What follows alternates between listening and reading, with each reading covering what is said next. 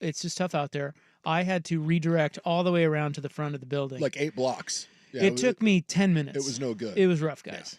Yeah. Look, we are one street away. I know. And quite frankly, I'm a little unhappy that they decided to cut it off. If it was one street more, the barricade, we would not be here. Yeah, and they wouldn't let us in. Now, I may have tried talking to one of the officers and be like, hey, can you just move that police line? I just need to move What, like you don't 8 want to feet. talk to the people today? I just need to move like 8 feet.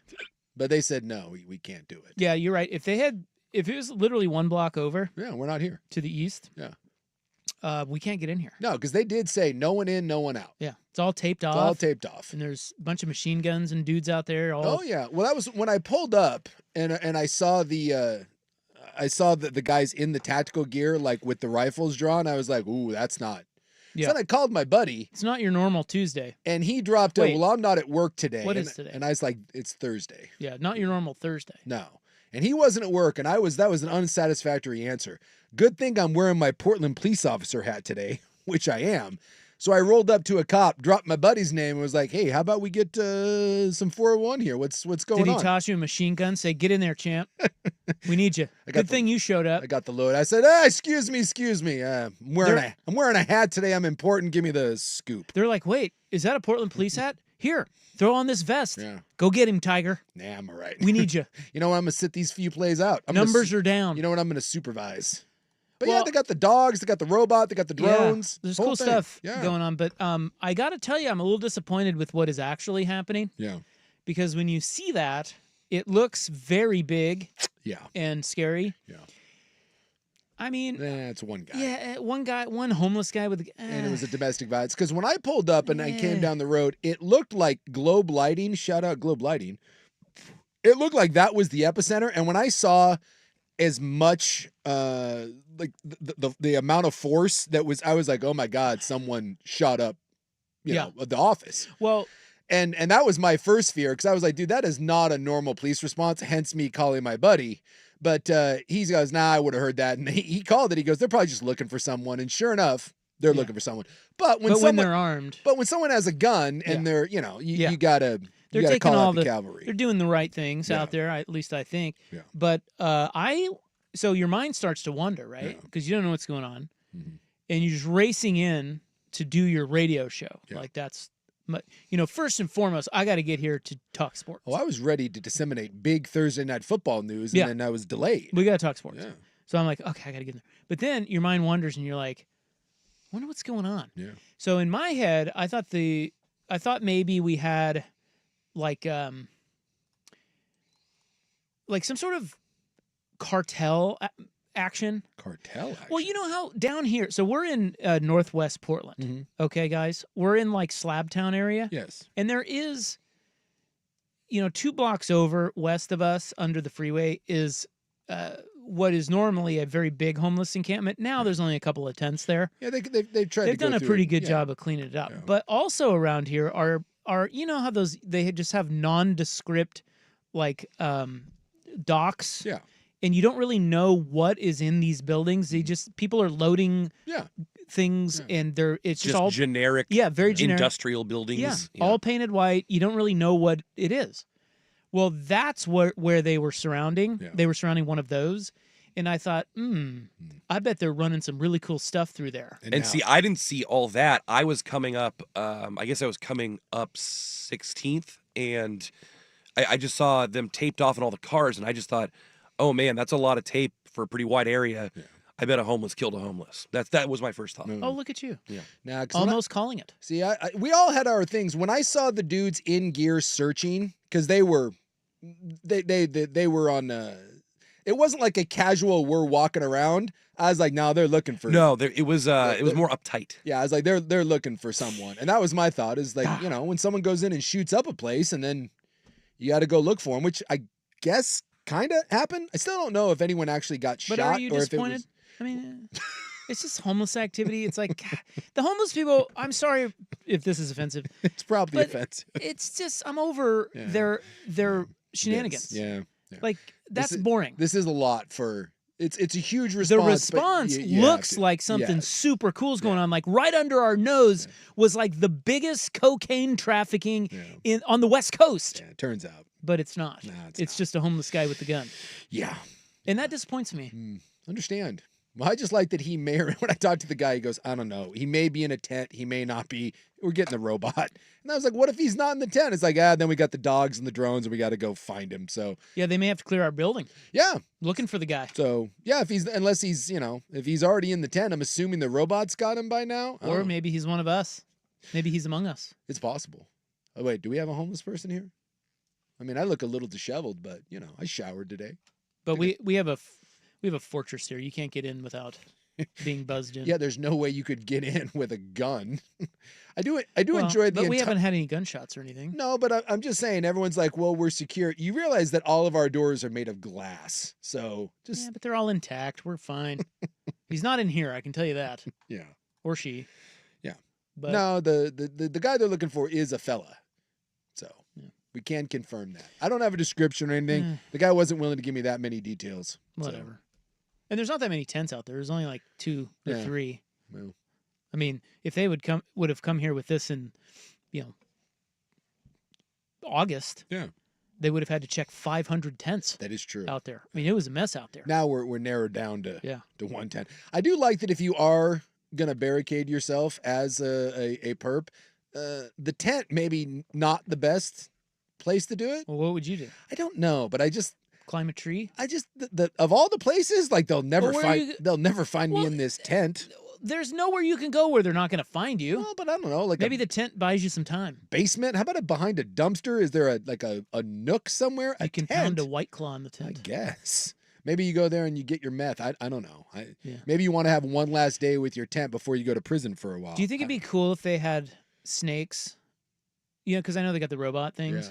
Yeah. Ooh, but what if they just police snakes? Yeah.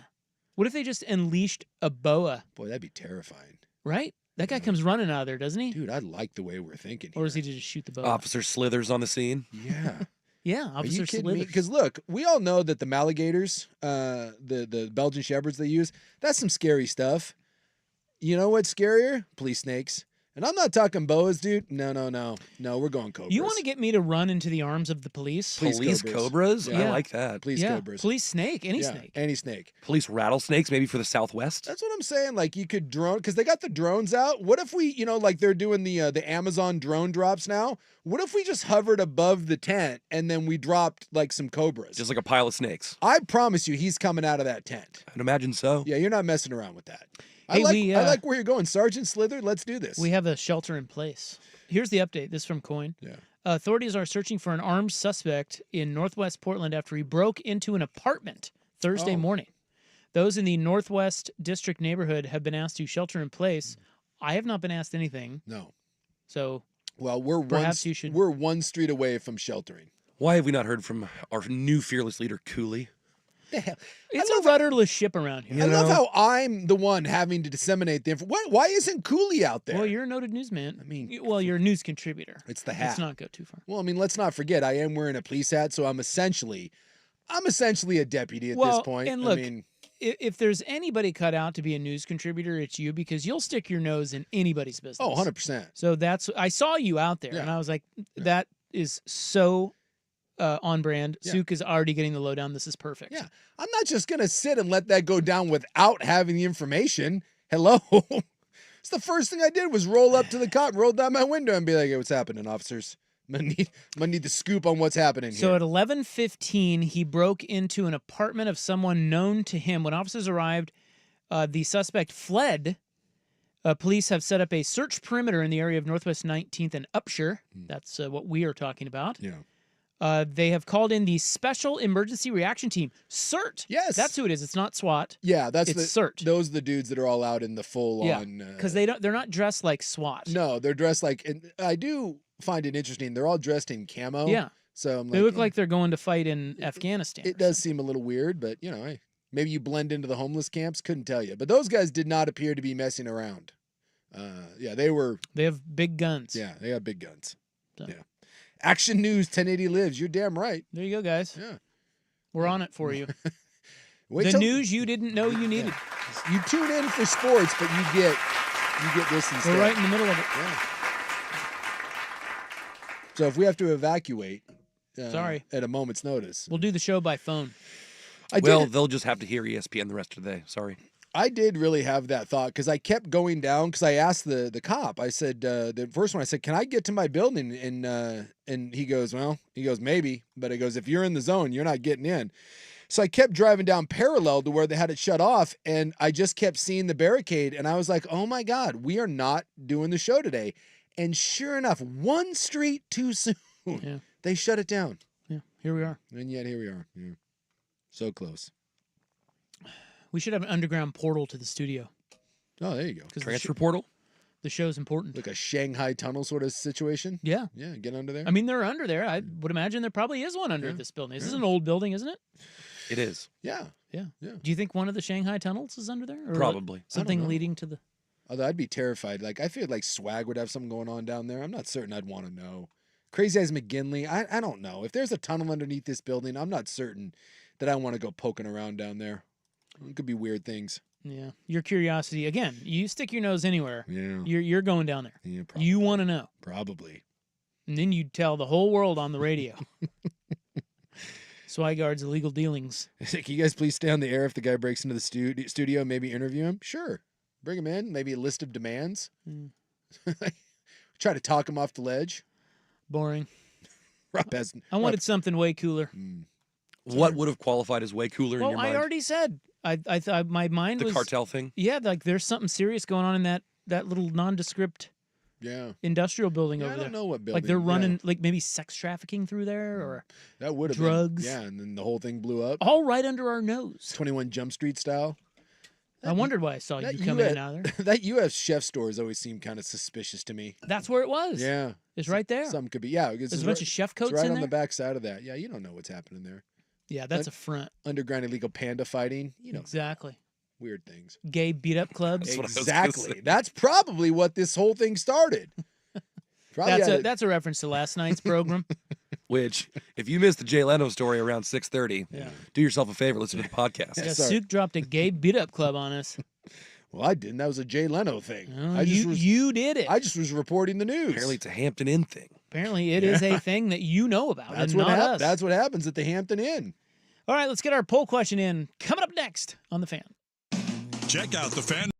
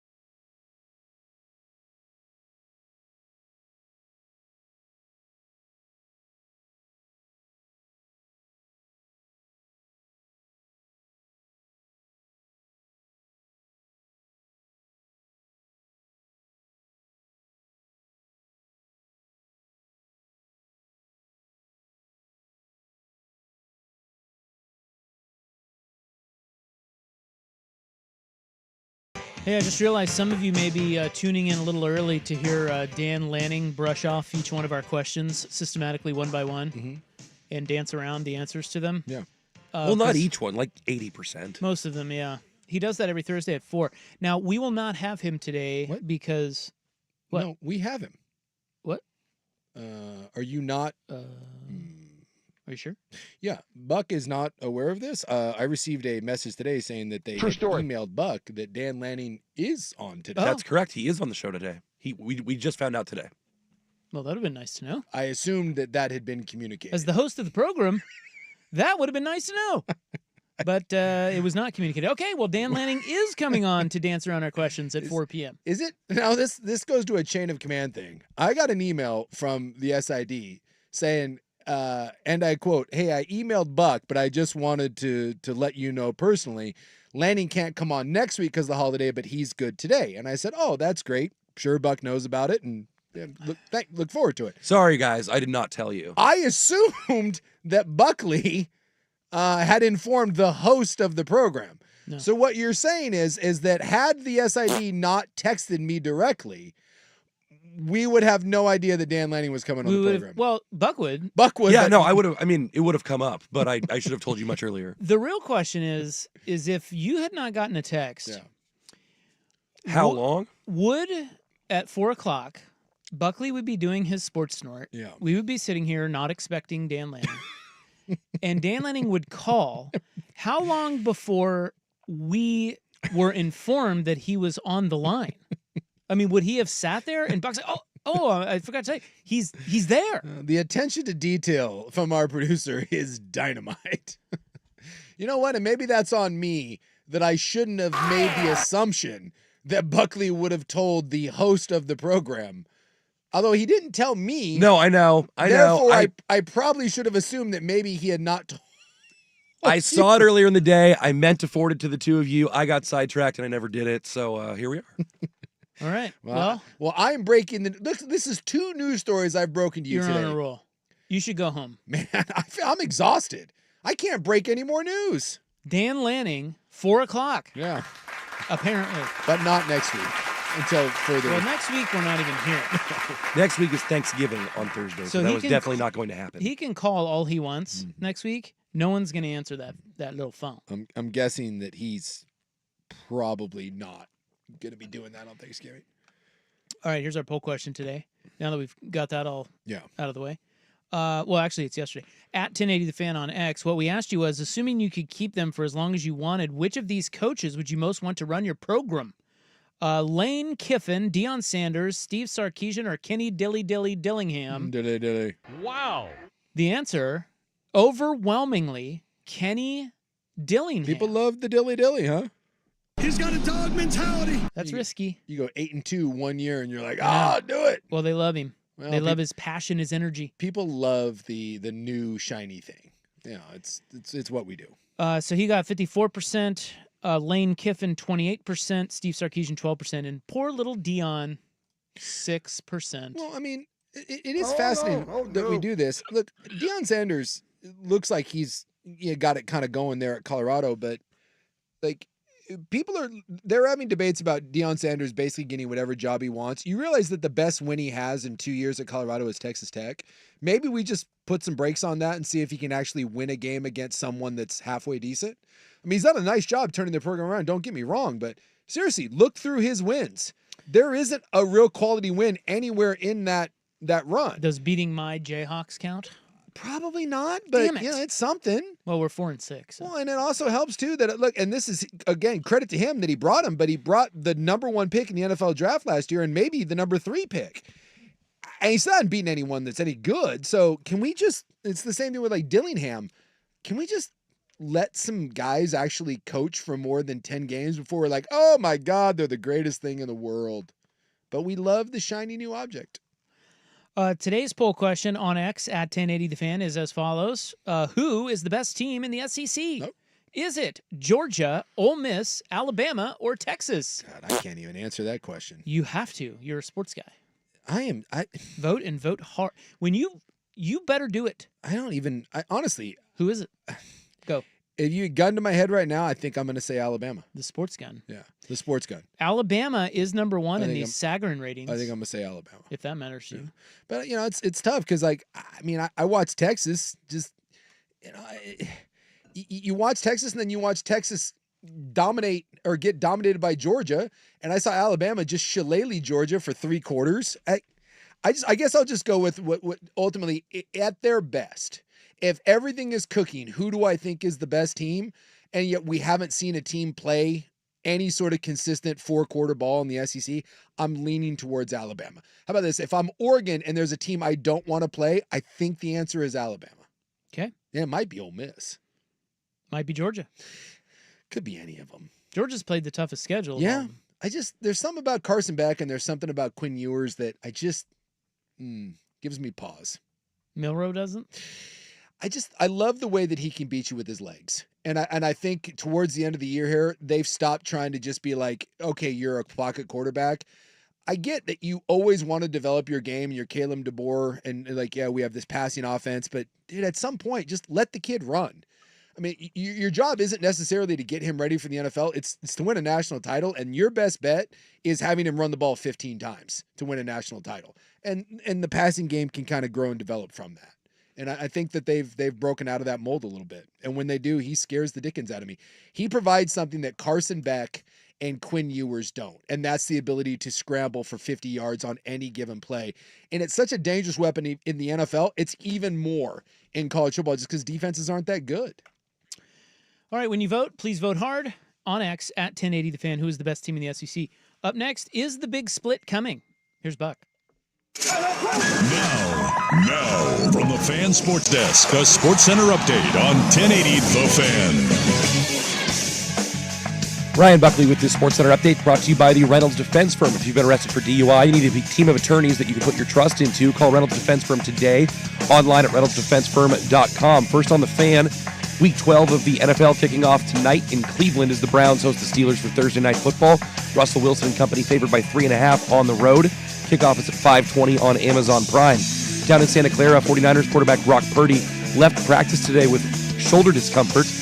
Purdy is questionable for San Francisco's game at Lambeau Field this weekend. On the college gridiron, a massive pickup for Coach Prime as the Buffaloes earn a commitment from 5-star quarterback prospect Julian Lewis. And no surprise here, but Colorado two-way star Travis Hunter confirmed today that he will be entering the NFL draft at the end of the college season. On the hardwood tonight, a battle of undefeateds at Gill Coliseum as the Oregon Ducks visit the Beavers in Corvallis. It's a 7 o'clock tip right here on the Fan with pregame coverage starting at 6:30 immediately following prime time. Oregon is a 6.5 road favorite, and on the ice, Alexander Ovechkin's quest to break Wayne Gretzky's goal-scoring record has been put on hold. Ovechkin out 4 to 6 weeks with a broken leg. More sports scores and stories in 30 minutes. I'm Ryan Buckley at the 1080 The Fan Sports Desk. Listen live or on demand on the Odyssey app, the Fan's desktop player, or tell your smart speaker to play 1080 The Fan. The Fan Merch Locker has a new long-sleeve tee and hoodies in your favorite college colors. Get yours now at 1080thefan.com. Hair, you want and need a simple solution that works, right? You want the best modern technology with top-rated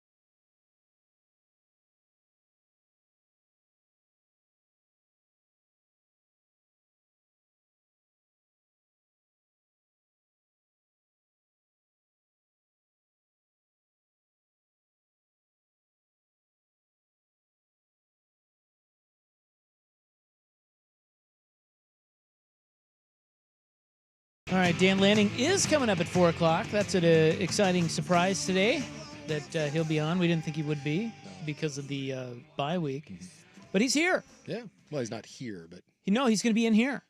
he'll be a If he can get through the SWAT Oh, team. yeah, I forgot to tell you, you'll be meeting him in person for the first time today. I've never actually met the guy. No. Buck sounds like him, don't you think, with his little raspy... It's not great. You have coach voice. I was thinking that you sounded a little better today, but you really don't. No. I think it gets worse when I talk, so I should probably just shut up for a while. Yeah. The cat AIDS is still going strong with him. Twice I've been down to Oregon games, and I've been down on the field pregame, and I've want to go over and introduce myself and be like, hey, it's been a couple years. Nice to meet you in person, but he always looks very Thinking that might not be the right time for that. yeah. And then after the game, I'm way too lazy to hang around, and so then I just leave. I met him 2 years ago, Media Day. Me and Dirt were down at Ducks Media Day. Yeah. Nice guy. Is he? Well, you would know. Yeah, we would. One of these days, I would like to. It's just Seems like a nice one guy. of these days, like during the off season, I just ask him like if I can come down and like I'll buy you a beer. We'll head over to we'll head over to the Moose or whatever, and like let's Show him Jerry's. There you go. Come on up, belly up with me at night. Well, nice Midwestern. Have him do bar. a club hour and then Jerry's with you on a Friday. There you go. Let's do this. Maybe I'll get him some cheese curds and a gimlet. What, okay, so we were talking about the SEC. Yeah. You know, how that league is all... Yeah, it's the SEC. They're all... Hey, you sound like football. I'm feeling better today, guys. Don't worry about me. Hey, guys, run through a brick wall, guys. I'm fine. Guys, I need you to run through this brick wall for me. This is my last week on this earth. There's nothing I want more than you run through that brick wall. Let's go. You're talking your helmet. I'm not Light talking. 'em up, guys. I'm not going to talk with my helmet. I'm not. I don't have a helmet anymore. So the SEC is interesting because they are now bitching about not getting all their teams into the tournament. Everything? Yeah. They want 9 teams in. Yeah. Well, they want 6, and they're not getting 6. Well, this is exactly why they, and, the Big Ten too. Yeah. But it's exactly why they were meeting at the start of the season to say, hey, maybe we can get more automatic bids for our leagues About this secret conclave that we're going to have. into this tournament. Well, Urban Meyer, who used to coach at Ohio State and Florida. Yeah. I don't know if you know that. Utah, too. And Bowling Green. I just see you didn't throw that out. But he's been in the SEC. He's been in the Big Ten. He's been on the Yes. other side, like Utah, where he's, Outside looking in. group of 5 at that time. Yeah. And here's what he said. This was on some sort of podcast. He said, I'm going to throw something out at you. This might stir a little internet conversation. No, boy. Does Greg Sankey and Tony Petitti from the Big Ten get together and say, this ain't right? I'm asking, okay, we're playing in a conference. There's teams on this. His grammar. There's teams on this that have not played a ranked team. Every SEC team I've imagined has played at least 3. I'm looking at South Carolina, some of their wins, and then I'm seeing some teams in front of them. I get it, and I was at Utah, and, well, they don't play the same schedule. So don't give me these what-ifs, but they don't. But I can tell you about the SEC. After living there for 6 years, the SEC cares about the SEC, and the Big Ten has grown that as well. They care about the Big Ten. Do they get together and say, wait a minute, do we go do our own thing? Well, and this was what, I forget who it was, but someone mentioned, was it last week, that there was meetings about basically doing an AFC, NFC sort of thing, where you have the 2 divisions, and then you throw some scraps at some of the others. I don't know. Here's my thing. If the SEC and the Big Ten are willing to blow up this over South Carolina, you're willing to go to war and risk everything based on the 7th and 8th best team. You're really going to go to war over South Carolina and Missouri? That's what you're going to do? Well, I don't think it would be that. This year, it would be whoever doesn't make the playoff, which could be a very good team. Yeah, that'd be Tennessee. like Tennessee, Bama, or Yeah. Ole Miss or something like that. Yeah. I mean, But every year's different. Every year's different. I just I don't know. I don't know. Can they do that? You could, yeah. So they're not like, so there's no contracts or anything? Like they just have to, they can just walk away Well, from no, I mean, there's bowl contracts and all that. Everything has to get litigated. But as far as my understanding, remember, the NCAA does not run the college football playoff. That's they do run the other tournaments, basketball, baseball, all of that stuff. but as far as my understanding, there would be nothing legally binding to keep the Big Ten and the SEC, especially now in light of all the rule changes. Did you see? I think it was Ohio. It was someone in one of the states in the Big Ten just passed state legislators saying that the school can directly pay NIL. They're not even waiting for the House settlement. I think it was Ohio, but that sounds right. And I think other states are trying to follow it immediately. Yes. Other states are trying to follow it. Thank you. Sorry, trying to confirm for you. Don't do that wall. RFK over there right now. Just I appreciate all the work you're doing on the vaccine fronts. You're great. I love it. Keep it up. Buckley, I need one more show out of you. One more show, and then we're going to do the weekend. So, yeah, I mean, the only risk would be, do you alienate a lot of the country? Or, does this become something that the rest of us get pissy at, but we still watch because it is the vast majority of the best teams? Now, the problem would become that if you're trying to poach ACC or Big 12 teams, those are the contracts you have to deal with, right? Because then you'd have exit fees and all that. You'd have to buy those people out. But if you wanted to take the Big 10 as it existed and the SEC as it existed and go do your own thing and then try to force the others to capitulate and kind of take your scraps or be left out in the cold, you could do that. Absolutely. I think it's an interesting question. Like, what would people do? What would fans do? Well, so far, everyone has said, like, I hear, like, Dirt and Sprague talk about this, that, like, especially Sprague, because he's a Beaver guy, and I've heard other people be like, I'm so uninterested, screw this is so dumb, but 12 million people are watching. What was the SEC game that we just had last week that was the big one? Last week? Last week. What was the big SEC tilt? Georgia Ole Miss?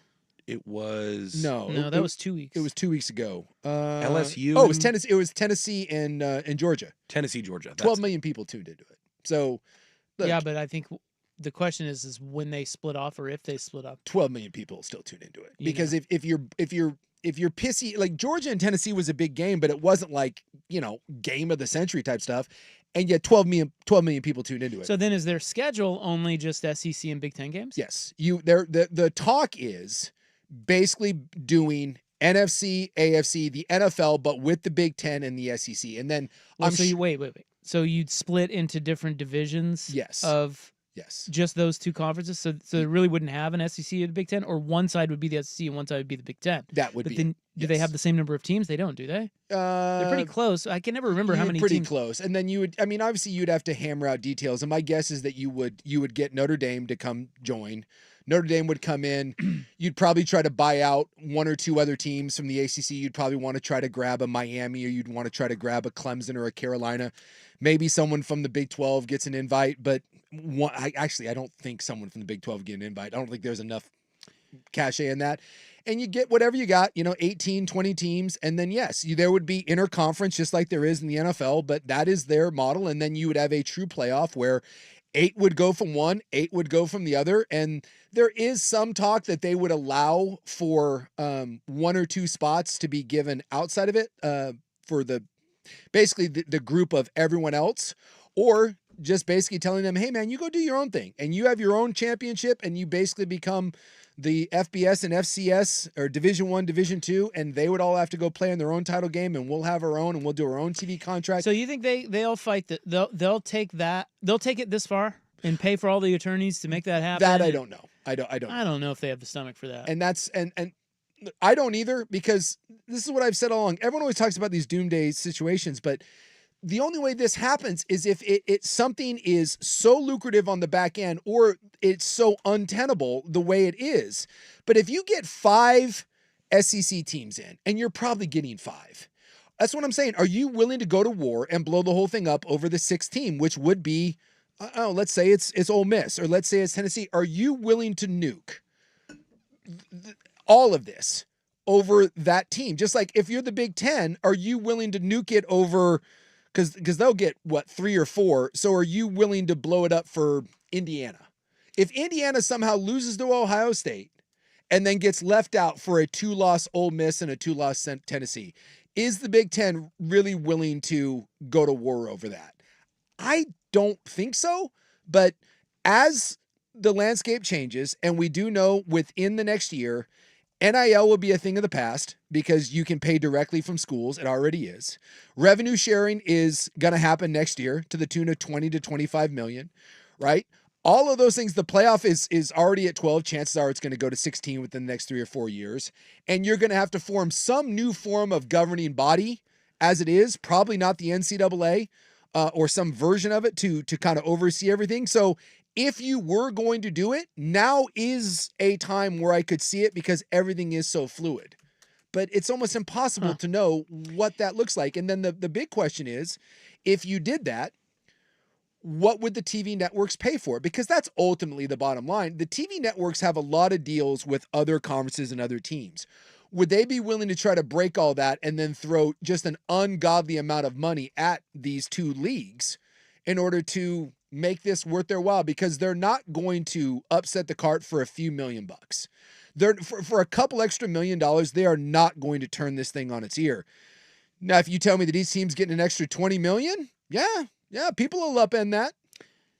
Hate to say this. I really do. I hate to say this. You want to see it, don't you? I don't mind it. Yeah. Because as you're talking through that, I'm sitting here thinking, I'm like, well, that solves a lot of the problems that we have with college football. Like all the lopsided, stupid non-conference. Georgia's playing UMass this week, dude. Yeah. I mean, it gets rid of all that. I mean, just stupid. They play more balanced schedules. Look, if I never watch another ACC game again, I'm okay with that. We just rolled, brother. The Big 12 would make me sad because my team is in the Big 12, and I think the Big 12 is a fun product. Yeah. But I think overall, the split-off model is probably a better product. It is a better product, and I think, and probably crowns a truer champion. And I think a lot of people view that as true. Do you? I just think it's scary for a lot of people. Well, yeah, but everything's scary. It's change. So those are two different questions. Do I like it, and do I think it's a truer champion? Those are two different things. I like it? I was just asking if you liked it. No, I don't. You'd rather see it stay this way? Yes. Maybe go 16-team playoff? Do I think it's a truer champion? Yes, absolutely. And would I be upset if it happened? No. And I'd settle into it. I'm just not the one thing that I would like if it went to that, and it sucks because my team would be left out, your team would be left out. RFK over there, his team would be fine. How you doing? The Ducks. He's got confirmed information that the Ducks have a spot in the new conference. The text line did make a good point. I'm just warming up to be the next John Anthony. That's all. That's right. With confirmed information. So, if you told me, and I would need some assurances, if you told me that that was the schedule, as the SEC teams and the Big Ten teams only could play each other and they couldn't play anyone else, just like the NFL, and it really was the NFL, then yes, I would be on board. I don't mind it, but I'd still be terrified that we'd still get 4 games a year against Sister Mary of the Poor and Marist and all these other dumb... you think they would still do that? It's my fear is that we'd still get that. But if you gave me a true NFL model and you had to play literally 11 conference games, and then maybe I give you one where you get to go play a Boise State or whatever, you gave me 11 conference games, I would take it. And I guess the other question is, what do the other teams do? They just keep doing their own thing? They would just do their own thing. Similar to that, only in another league? Yeah. And then maybe you have a couple spots in the tournament for them? Yeah, possible. Or they just have their own championship. Maybe there's a Super Bowl, maybe there's one of those things where at the end of the year, the champion from that plays the champion from the other in one sort of big super, that was the old, before the NFL AFL merger, but God, we're so far away from any of that. But yeah, stuff changes. You know what I'm rooting for? I only thought of this today. I'm rooting for Texas to lose to Texas A&M and be a 2-loss team and miss the playoff. Specifically them, because they're the ones that just joined the SEC. Yeah. I think that would be funny. It would be funny. You think there's any way they do it to them? No. But yeah, I doubt it. But they could. They lose to A&M. They don't play in the SEC title game. That'd be massive. It would also send a message, doesn't matter who you are. Yeah. And I have nothing against Texas. It's just funny that the first year they would join, they get left out.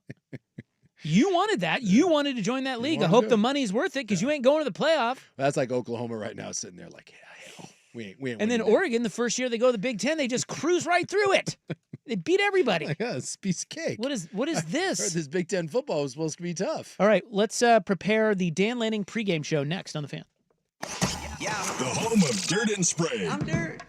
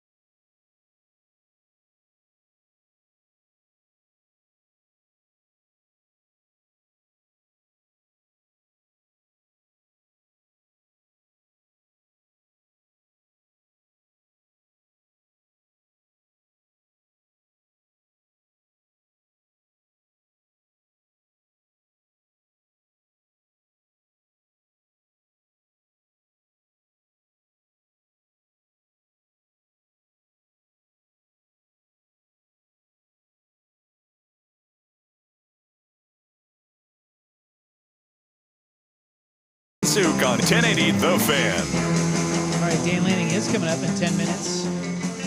I went and got some water at the Was it big water? big water. You've never seen water like this. It's I went and got that because I'm hydrated, Jace. Yeah. That's why you pee every 9 seconds. It is part of the reason. Yeah. But I was looking. We have big windows here, and of course, we opened the show talking about the giant police presence that's right outside our building right now. Yeah. Machine guns and the whole thing. It is now a who's who of noted local news reporters out there. Yeah. So I thought KGW's on the scene. they're the whole all out deal. there, and they got their cameras set up, and all the reporters are doing their thing. I thought about going out there and holding a press conference. What do you think they would do? I like it. Just go out and be like, hey, just so you know, we got the info. Let's. You What want if- to borrow my hat? What if I just, because they're all kind of gathered in the same place, Yeah. outside of the police tape, shooting down the street. Sure. What if I just go right in front of them and say, guys, let's, Gather here, around. everybody in, is everybody rolling? Yeah. We got this. Do you think they would do it? You could bring a microphone out. Yeah. Well, and to be fair, we had this story before anyone else did. But do you think they would start filming me? Like, who's this guy? Well, I guess we better roll on it. And then all of a sudden I announce my new Isachi line and It's like in front of a landscaping place. Isachi. Do the Giuliani. It's fantastic. And then I'm like, I would if you like need to- anything else, here's my cell number. You Yeah, guys give right me a here. call. You guys can be in You need any contact. quotes for the story or anything? Well, I find it a little laughable that they're out there now at 4 o'clock. Some of I us know. were reporting on this story over an hour Dude, ago. you're right. They were really slow to this. Yeah. I'm coming hard. Yeah. We brought the heat. That's right. You were breaking news at like 2:45. Where That's the right. hell was KGW? Not here. Not up in here. Ridiculous. Well, Dan Lanning pregame show. What should we ask him about today? Maybe Thanksgiving? You guys want to talk some Turkey Day with Dan Lanning? We've talked about Turkey Day before. We have? Yeah. I think we I don't asked him remember last. I want to say he's a dark meat guy. I remember that. Oh, Yeah. okay. He's a dark meat guy. I don't. Are you a dark meat guy? I go both, but yeah, given my choice, I'll go dark meat. Yeah. Yeah. Yeah. That whole health thing, get out of here. Like if you're worried about your health on Thanksgiving, like Yeah. I try to eat pretty decent, but if you're concerned about the fat content of your Thanksgiving meal, dude, get the hell out of here with that. Bring me the flavorful dark meat. Let's go. All right. Don't Well, skimp on the gravy. let's talk to the coach. Let's Coming do up it. next on The Fan.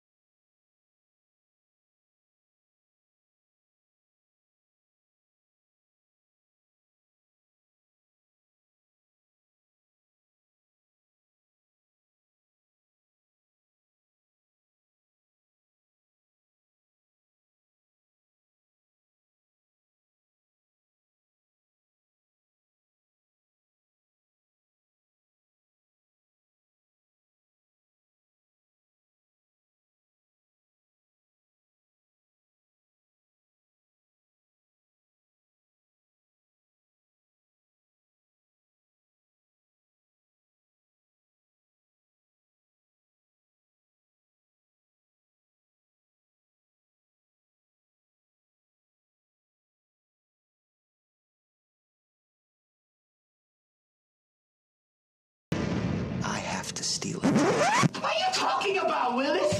This is Primetime with Isaac and Suk. It's gonna work.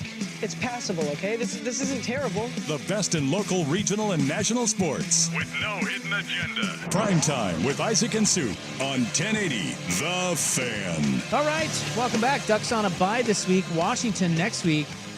We didn't expect to have the coach since they were on a bye, their second bye, because we didn't get him on the first bye. But lo and behold, here he is. It's Dan Lanning. You know, you could have skipped out on this week. Why are you guys telling me this now? Well, I thought your staff would tell you, but I mean, you can hang up if you want. All good. How are you guys doing? Okay. We're doing good. Congrats on the win there at Wisconsin. It was nip and tuck. Good game. Yeah, thank you. It was definitely a tough one. One of the questions I had about that game, and I think it's an interesting archetype of game compared to, say, the Ohio State game where offenses were getting some production. When you went for the fake field goal at the end of the game, going up 6 in a game like the Wisconsin game is very different than going up 6 in a game like the Ohio State game, because of how the offenses were going. So did you give more thought to maybe just kicking a field goal there and going up 6, considering how your defense was playing? Well, I think either way, I felt really, really strongly about our defense's ability to stop them, but the opportunity to put the game away there with the look that we'd seen. You know, we'd kicked a couple field goals in the game already, and saw the look we wanted on the backside of our protection there for what we had, and we're probably a slight block away from getting it when it was 4 yards. So I felt good about the opportunity to be able to go for it there. Obviously, we didn't get it, so this is how this works when you don't get it. People ask about it. Well, you've been pretty aggressive in these situations, and I think more coaches have gotten into this with the idea of, it used to be old convention, like when I played, was the idea of you always took points and relied on your defense, but you see more and more coaches just, hey, we have a chance here to close out a game with 3 yards. Is that something more often than not, just in your mind, you would rather go for that than rely on? It's a checked call. So, I mean, that's the part that people don't realize. Like, if they lined up in a certain front, we kick the field goal. Mm-hmm. So you feel like you're getting the fake ran if it gives you the look you want. And again, we're a block short just because we blocked the guy the wrong direction on that play. Otherwise, we're probably getting the first down. So if they gave us a look that didn't fit the fake, then the kick's kick. So I think you do catch yourself in moments where you try to build more calls like that, where it has answers either way. So we very easily could have kicked the kick if they lined up in a different front, but they overloaded the front and gave us the look we wanted for the fake. But just in general, I mean, even going back to the last couple of years against Washington, is that something that is a situational, basis, or do you just kind of is that more of a coaching philosophy just in general that given the chance to close out a game on one play, you'll take that opportunity? Yeah, I think it depends on how the game plays out. But when you have an opportunity to close out the game, that's definitely something I'll probably lean towards more. Where do you like to stand on the sideline? I mean, like, to watch. Like, what's your best viewpoint? I don't know that I've put a lot of thought into it. Defensively, I like to be behind where I can see the offense's formation. Offensively, I probably like to stand opposite a little bit more, where I can see the defense's alignment, on our offense. Yeah. Okay. Yeah, I don't know. I was watching you on the sideline in Wisconsin. I'm like, I wonder why he stands there. And then other times he's over there. Thanksgiving plans? I haven't thought that far ahead. What? I haven't thought that far ahead. I'll eat. That'll be the plan. I'm not cooking. That'll be the other part of that plan. But we'll have practice that morning. We'll still be rolling. Getting ready prep wise. Yeah. Do you like having a second bye here at this time of the year to kind of, I don't know, give yourself a little chance to breathe around the holidays, or would you prefer just going right into it? No, I think I'm definitely a fan of having a bye after you've played 8 weeks in a row. Yeah. So I'm a fan of that. Would I always put the bye right here? I don't know that I would. But I don't pick that, so I don't really care, right? Yeah. You pick what you get. Do you have, and I don't even know if this is something, I mean, you always say you don't really care about, rankings and anything like that, but a lot of debate now, it doesn't necessarily involve you guys, but as we get closer to this and figuring out, who's in, who's out of the playoff and seeding and all that, the idea of a conference title game, because you guys are in. Regardless of what happens against Washington, you guys are in. Do you have an opinion on whether or not a conference title game should factor into what happens as far as who's in, who's out in playoff seeding? Because the idea is you can actually get punished for making a conference title game and losing, as opposed to just staying at home and not making your title game. Yeah, I mean, I'd like to win a conference title. That would be awesome. Is it easier not to win one? Probably, right? I guess. Is that what you're asking? Like, it's certainly an easier flat path to play one less game if the only goal is to win a national championship. I don't think anybody can argue that. But on the same note, you play to win, and I think it would be awesome to have the opportunity to win a conference title. But there is a benefit too that you can create, a potential, first round bye because of that too. So I think there's positives as well. Yeah. I just was wondering if you would be under the idea of, I've heard some other people float, and Lane Kiffin was saying that he just doesn't think that you should be punished for losing a conference title game, that conference title game should only be there to elevate a team. You should not be punished if you make it to your conference title and lose. Yeah, so win, I guess, right? Well, that would solve it, right? Getting there and winning. Yeah. This is Dan Lanning with us here on the Fan. What goes on the Dan Lanning Thanksgiving plate? Definitely some ham, some dark meat turkey, some stuffing, and some pumpkin pie. I would think mashed potatoes and gravy. That's got to be part of it. Okay. Sometimes you get those like the thick noodles. Those are pretty awesome too. Oh. Do you pile it? Do you pile it on? Fill the plate. Yeah. Fill the plate. It's all going in the same spot. Yep. Mixed together. Mix it. Kind of like one of those KFC bowls. There you go. Yeah, the famous bowls. Yeah. Oh, that's right. That raises a question. Dan Lanning's favorite fast food. I don't know that I have a favorite. Does Chipotle count as fast food? Yeah, that's fast food. I mean, I like Chipotle. I mean, I'm a variety guy. I like it all. I'm not picky. But you've said before, you tend to like Mexican food, and because I like Mexican food. I mean, I like Arby's too. With a good some horseradish on a roast beef sandwich is pretty good sometimes. I mean, I like a burger. I mean, I like it all. I'm not picky. Yeah, the roast beef is good. Like a post workout, you don't really you want to get something and quick that isn't like the worst thing for you. You know, a lot worse than just getting a big old Arby's roast beef. So you're saying that's actually good for you? There's nothing you're getting at an Arby's or anything that is good for you. I'm saying that if you're... But you're saying it's not as bad as a Big Mac? Exactly. Yeah. I mean, especially... Gotcha. I never looked at it that close. I didn't know. Well, as a former fat guy, you have to be aware of these sorts of things. And you just get one big roast beef, maybe take off half of the bun, just do like a one, like a bottom bun sort of thing. And it really is, it's one of the better options that you are going to get at a fast food place. There you go. I didn't know that. Yeah, the former O-lineman, when you're done playing, you go one of two ways. Either you get to be like 330 or you got to go to like 240. You got to make decisions when it comes to those things. No doubt. What is so Washington obviously is completely different. What are they bringing to the table this year as opposed to last year? Yeah, I mean, I think you still look at the roster and you say there's some really, dynamic players there, really talented at back. Obviously they've got a couple different quarterbacks that have worked for them, and one of them's been more of a passer, and one's really, tough to get down on the ground. It's able to run around, and defensively, I think they're playing really well. They do some really good things there, defend well, and you see a lot of the NFL scheme stuff they carried over with the, the Patriots that they brought there. So yeah, definitely a team that's capable. Now, I don't know if you'll be out recruiting because I know that's ramping up, but how much of the Ohio State-Indiana game will you have your eye on here? Because that, obviously, one of those may be your opponent in a couple weeks. Yeah, we'll definitely have it on. We'll be recruiting, but wherever I'm at, I'll find a way to be able to watch that. So already some advanced scouting going on there, knowing it's going to be one of those two teams? I'm sure there's people in our program that are breaking, that film down. Our focus right now is on Washington. For sure, at least for myself, that's the film I'm watching. But we'll have some people that are getting ahead as far as having film broke down for those teams. When you go back and look at the Wisconsin film, that was the first time anyone's held you guys to under 20 points. I mean, it was maybe 10 less than you've had all year. When you go back and look at that, Was it something Wisconsin was doing? I know they played a hell of a game. Was it an execution thing? Was it just a little bit out of sync?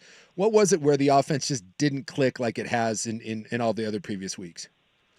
Yeah, I think it's probably a combination of all those things. Yeah, I think they played really well and had a good plan, but also think that we missed some opportunities too, and didn't take advantage of some of the things that we had there in front of us, and then takeaways. I mean, you're in the red zone and the ball gets turned over. That's never a formula for having success. You got to score when you get down the red zone. And then it sounds like, I mean, I know you guys don't talk about injuries, but Tez on his Instagram, if he's back, what does his presence? He seems like one of those gravitational guys that draws defenders to him. What does having him back in the fold, or what will it mean when he's back? Well, he's obviously a great player. He's played really good football here for us at Oregon, and I think he's definitely a hard player in college football to defend. So he adds a lot of elements. You have to be aware where he's at on the field at all times if he's out there. Generally speaking, it sure seems like that you guys have stayed relatively healthy. Is that true? Like in the pantheon of your coaching here, has this been a pretty good year in terms of not too many injuries?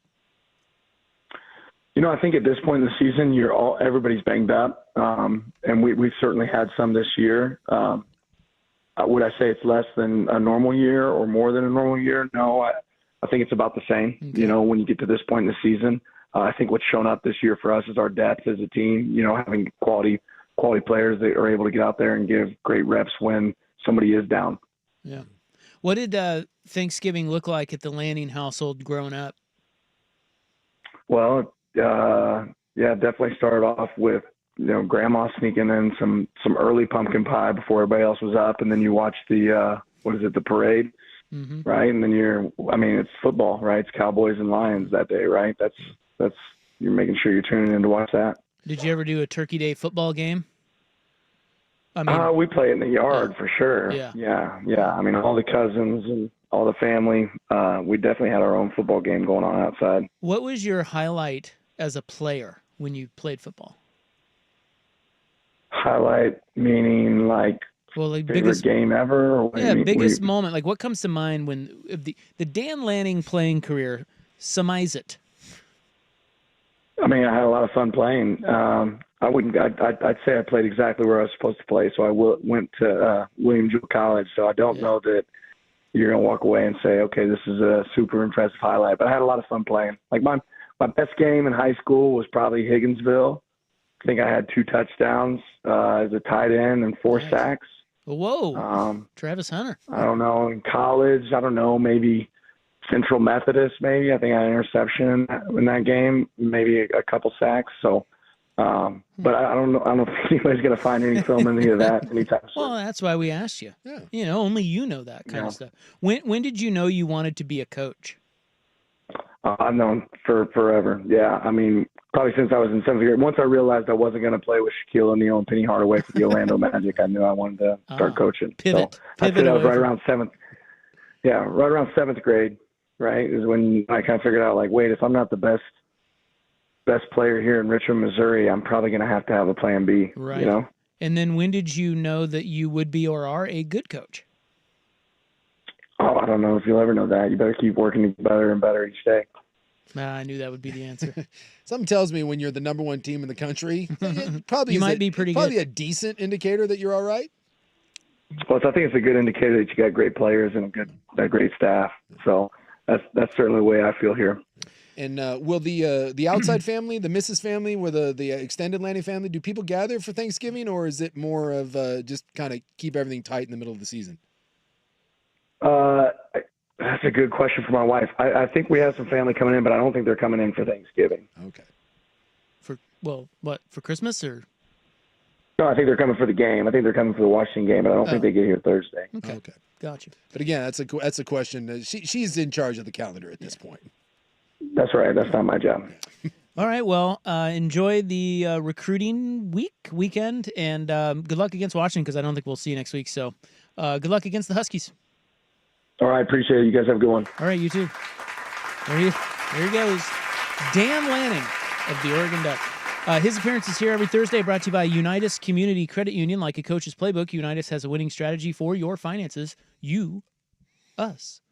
Unite us. I do appreciate that he is it all mixed together. I don't like the people that separate the food on the plate. I don't know how you could for Thanksgiving. I've seen people that do that, and it bothers me. And they eat one at a time? Yeah, it's just like everything has its own little quadrant, and I'm like, what are we doing here? That's weird. Yeah. He's right. It all goes to the same place. Yes. Just shovel it in your... And as someone has pointed out on the text program, it can't stand on its own, but it's like the dude's rug is the gravy. It ties everything together. You can't just have gravy, but you need gravy to tie the meal together. It just kind of goes over everything and is a snuggly blanket that just kind of connects all the food. Yeah. You got to have a quality gravy. Yeah, I would say a quality... I won't stand for a skimpy gravy. I won't do it. Well, I'm okay with a skimpy gravy. I'm okay with just the gravy. I'm going to put... It doesn't matter what the gravy is. I'm putting it on the food. Mm-hmm. But if you did not have a gravy... That's a mistake. I'll tell you right now, if I show up and you don't have a gravy and it's a quality gravy, I'm saying something. Because it's too dry otherwise. It's bush league. Turkey tends to be a dry meat in the first place. You better be bringing some gravy to the table. And I want a gravy boat, damn it. Don't give me like one little like spoonful of gravy. I need proper gravy distribution. It can make or break a meal. And this may be controversial, it may not be. To me, stuffing is the greatest part of Thanksgiving. I can't disagree. I mean, I love stuffing. Yeah. I'll go one further. I think we should find ways to incorporate stuffing for other meals around the Yes. calendar. Why wouldn't we? Why wouldn't I enjoy a nice scoop of stuffing in February when it's cold out? Fantastic. I mean, that come is on. exactly right. But look, I understand where you're going with it, but Thanksgiving is about one thing and one thing only. Turkey? It's about turkey. Yeah. Yeah, I understand. Turkey's the worst thing on the plate. I'm sorry. That's what that holiday's about. I understand. I eat it. Moist, but delicious turkey. Turkey's so overrated, but it is a part, it's the holiday, so, you partake, but that's not even remotely the coolest thing on the plate. There's all kinds of cool stuff on there. I understand. And then you put on the turkey because, you got to have the meat and, it's there. It's the tradition. Thanksgiving falls apart without the turkey on the plate. Well, it sounds like the Lannings are double meat people because he led with ham. Yeah. I love that he said one part of the plan is I'm not cooking. Yeah. That man is focused. You want to like Oregon's chances to win the championship? Yeah. Just listen to the things he says and the things that he doesn't know about or care about. The things that he's not even remotely aware of or even on his Do you have radar. family coming in? I don't know. I don't know. Talk to my wife. What are you going to do for Thanksgiving? I don't know. It's not my job. This is great. This is exactly the whole thing. Remember when I was telling you when I was at Kansas, everybody used to get mad at Roy Williams because he would golf? Yeah. Oh, what are you doing golfing? You should be game planning for Missouri. And he'd tell him to F off in the polite Roy Williams Southern voice. Yeah. But Lanning is doing none of that. No. Like, that should make you feel good. No, he's Look, focused. they're going to give it their all here. The eye is not off the prize. I mean, he's not. I can assure you of that. Golly. Chipotle, though, how about that? Yeah. That was predictable. The Chipotle? That was predictable. Yeah. But I'm telling you, in a pinch, post-workout, you need to get some protein and not be the world's biggest fat ass. I'm telling you, giant roast beef, take one of the buns off, treat you right. All right, Dan Lanning postgame? I don't know. I mean, there's no game or anything. No. So maybe we'll move on. Yeah, I think UW. Coming up next. And honestly, the game doesn't, outside of pride, UW, the game means nothing. Well, the game is revenge game. Yes. That's the key. Yes. Lanning needs to get that monkey off his back. 60% of his losses are UW, right? Yeah. But for God forbid, if something were to happen, it has zero impact on Oregon. None. And as Pete calls it, the Grand Slam. The Grand Slam. He will complete the Grand Slam, having beaten Ohio State, Michigan, Oregon State, and Washington if he wins this game. I think the Beavs are the intentional single on that. I would say so. With Ohio State being the home run. The intentional walk, maybe. Sorry, Beavs. Hey, we got the Pac-2 championship this weekend. What? Oh. Washington yeah. Oregon State. That's right. Yeah. Hey, I got a question about that. Let's get to that next. All right. Let's give them a little love. Let's do it. People want us to talk about that stuff all the time. Let's do it. Talk about the bees. We'll do that next on The Fan. Hey, I can't turn off my mic because I'm so excited to tell you about these savings. Okay, 60% off of anything, you should just buy it because it's just such a good deal. Doesn't even matter if you need it. But if you need windows for your house, you will never find a better time than right now to get them because at Window Nation, you can get 50% off all window styles, sliders, bays, bows, double hungs, doesn't matter. Plus, 60 months, 0% interest financing. That's 5 years of no interest.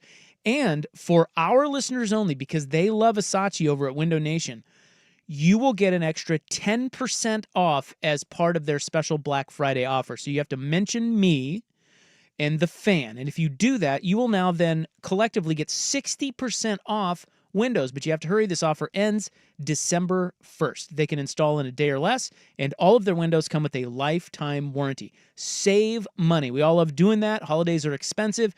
Do it now. Get it out of the way and save 60%. Visit windownation.com or call 866-90-NATION. That's windownation.com or 866-90-NATION. The Fan is live on YouTube.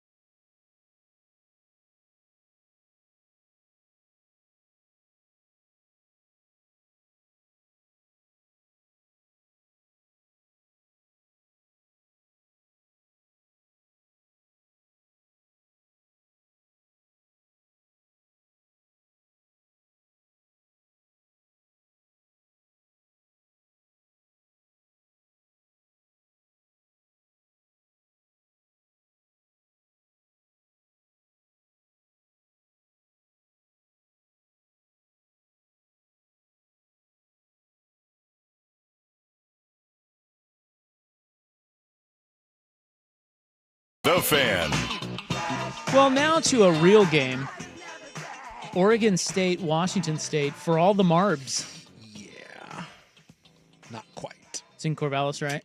Yes, I do think it is in Corvallis. Now, the question I had about that game was because I was my wife and I and some friends are going up to A on Saturday, so we're gonna partake in some fun sports gambling. You know, just fun. Yeah. Just have a couple drinks. S's and giggles. Yeah, play a little pie gow. We're gonna have steak dinner up there. It's gonna be a great day. So I, of course, had to start doing my patented handicapping of the slate of action. Sure. And I saw that Oregon State, although I guess I can't bet that, can I? Because Washington State's in it, so they won't even have that on the board up there. No, you cannot bet on any teams All right, involved. well, I guess any games involving Washington. Doesn't matter. But No. Oregon State is a 12.5-point underdog to Washington State. I saw it, I think it was 11.5, but it could be 12.5. It's 12.5 that I saw, and that is high. That is high, dude. Well, I don't know if you've seen Washington State, and I don't know if you've seen Oregon State. Washington State lost a heartbreaker to New Mexico last week. I think they lost by 2 or 3, if I'm not mistaken. Good game. It was a good game. It was 38-35. And I don't know if you saw what happened to Oregon State, but I'm fully aware. A 2-win Air Force team. Yeah, no, I get it, but They shut them out. I don't think that. I think it's a fallacy to say, well, just because that game happened, this will happen. I think that's awful high. And what I want you to, well, it doesn't matter now because I was gonna bet Oregon State. Yeah. I'm like, oh, there's value on Oregon State. Yeah.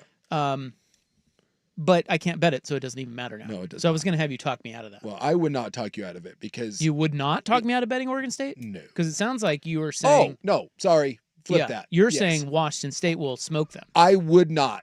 You would have to give me serious points before I would consider taking the Beavers. Well, to me, 12.5 in that game is serious. It points. is not. Because at the start of the year, Oregon State might have been favored. Oregon State's offense is dreadful. I mean, they literally cannot pick a quarterback. Who's playing quarterback? And it doesn't matter. Against McCoy? Air Force, it was Johnson and then McCoy, but Johnson was the main guy. Well, but who's playing this week? I'm assuming it's still Johnson, but I'm not 100% sure. Their offense is so very bad. I know you haven't. Buck, have you watched any of Oregon State? Dreadful. It's- I watched the game against Air Force. It's hard to horrible. watch. Like they cannot complete a pass.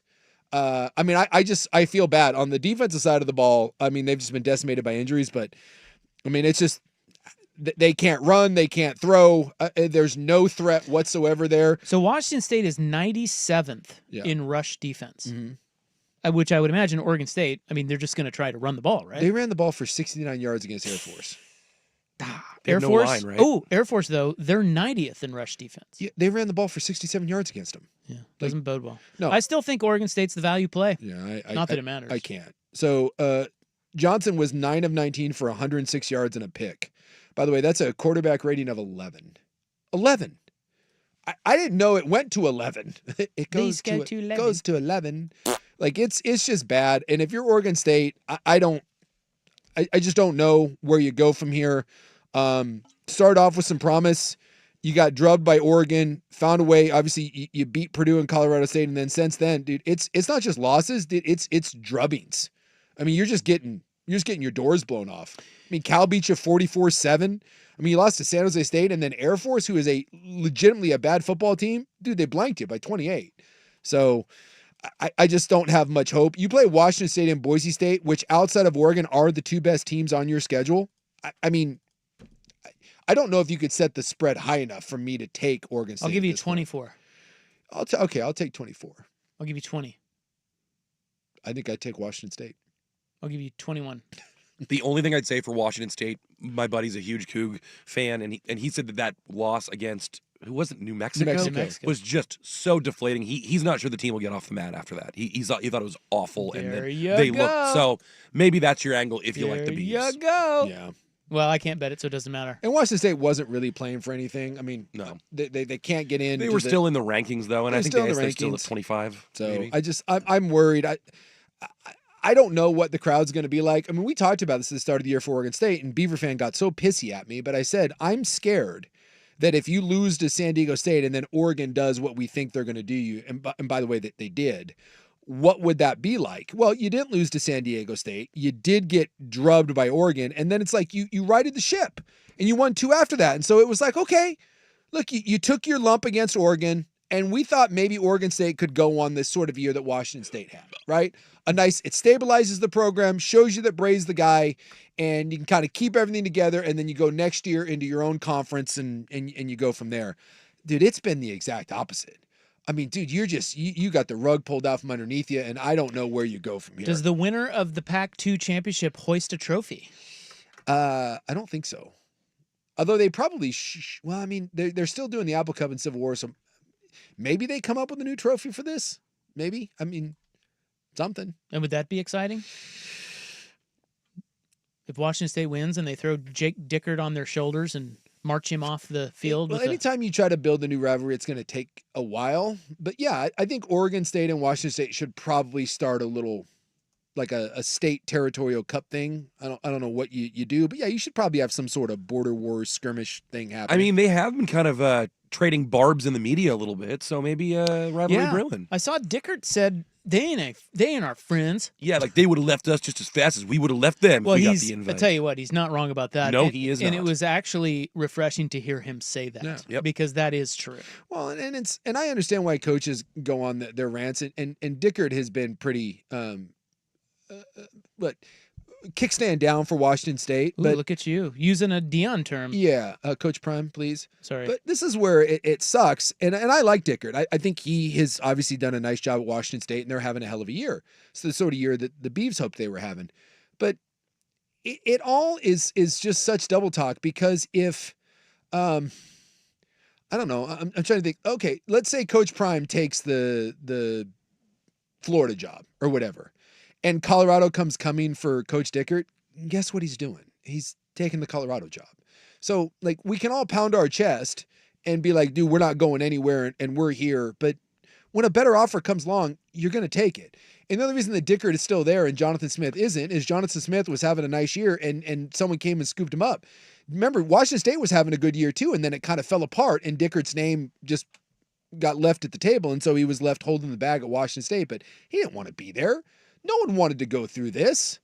You know, what happened to Oregon State and Washington State sucks, and no one wanted to be the one to make that transition. It just fell upon his head. So they're 8-2. Yeah. Who else do they have? Who, Washington State? Yeah.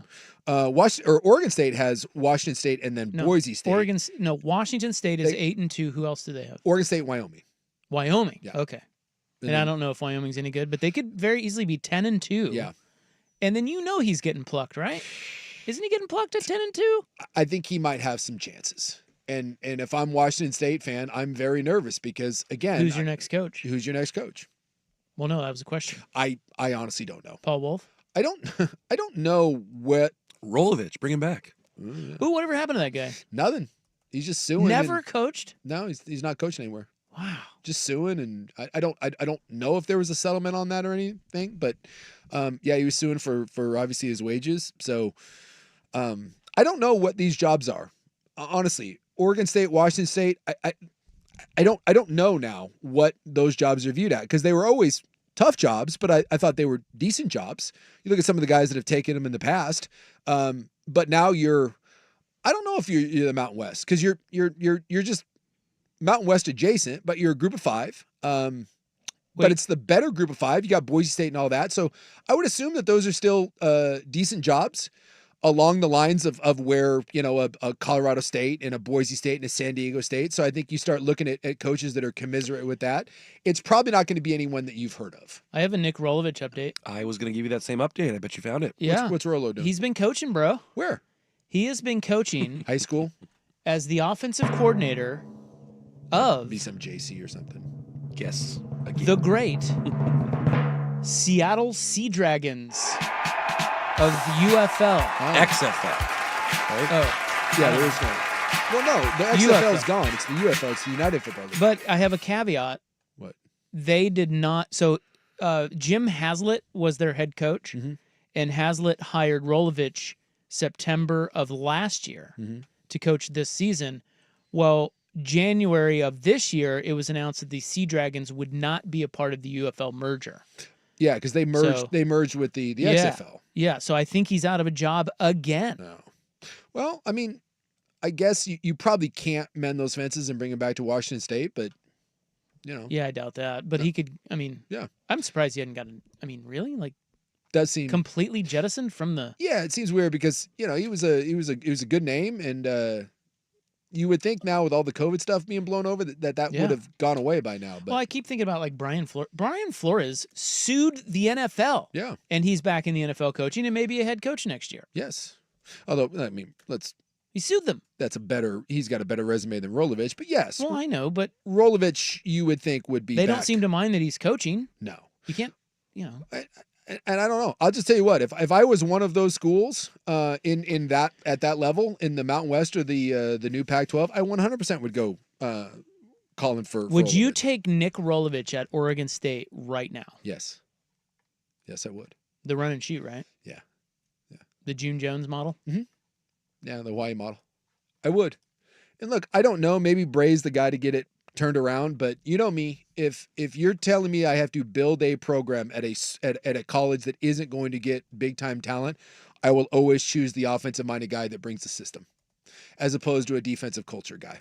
And maybe Bray does get it turned around, but given the choice right now, you're going to give me Rolovich, you're going to give me Bray. I will take Rolovich. All right. Well, I think that's it. Rolovich, who ruined my For Pac-2 talk. He ruined my perfect season. What do you mean? He's the one in Hawaii that ruined my 12-0 season. Really? Yeah. He was their head coach? No, he was the quarterback. Oh, yeah. Yeah. Yeah, because you're old. Yeah. We were like 12-0, and we went into Hawaii. We were going to be the first BCS buster ever. He could sling it, that guy. And they laid 72 on us. I guess I didn't realize he was good. Well, he wasn't. They were just playing BYU. Thank you. I appreciate that. Well, 72. I mean, geez, man. We were 12-0. Get a stop. Yeah, it didn't happen. Grief. I don't know if they punted. We scored 49, and we still lost by 3 touchdowns. All right. Well, we've got to move on to the in the news portion of the program. We have an update on what's going on out here outside of our office. Yeah. We've all been sheltering in place here and just happened to be hosting a radio show. Yeah. But we were not allowed to leave the building. No, I've been terrified this entire time. Do I get hazard pay for this? Yeah. Should I get like a ham coupon or something? That's next. Here's Bud. Now, from the Fan Sports Desk, a Sports Center update on 1080 The Fan. Ryan Buckley with this Sports Center update. First on the Fan, Week 12 of the NFL kicks off tonight in Cleveland as the Browns host the Steelers for Thursday Night Football. Russell Wilson and company favored by 3.5 on the road. Kickoff is at 5:20 on Amazon Prime. Down in Santa Clara, 49ers quarterback Brock Purdy left practice today experiencing shoulder discomfort. That is his throwing shoulder. Purdy is listed as questionable for this week's game at Lambeau Field. On the college gridiron, a massive pickup for Coach Prime and the Colorado Buffaloes as they earn a commitment from 5-star quarterback Julian Lewis. No surprise here, but Colorado two-way star Travis Hunter confirmed today that he will be entering the NFL draft at the end of the college season.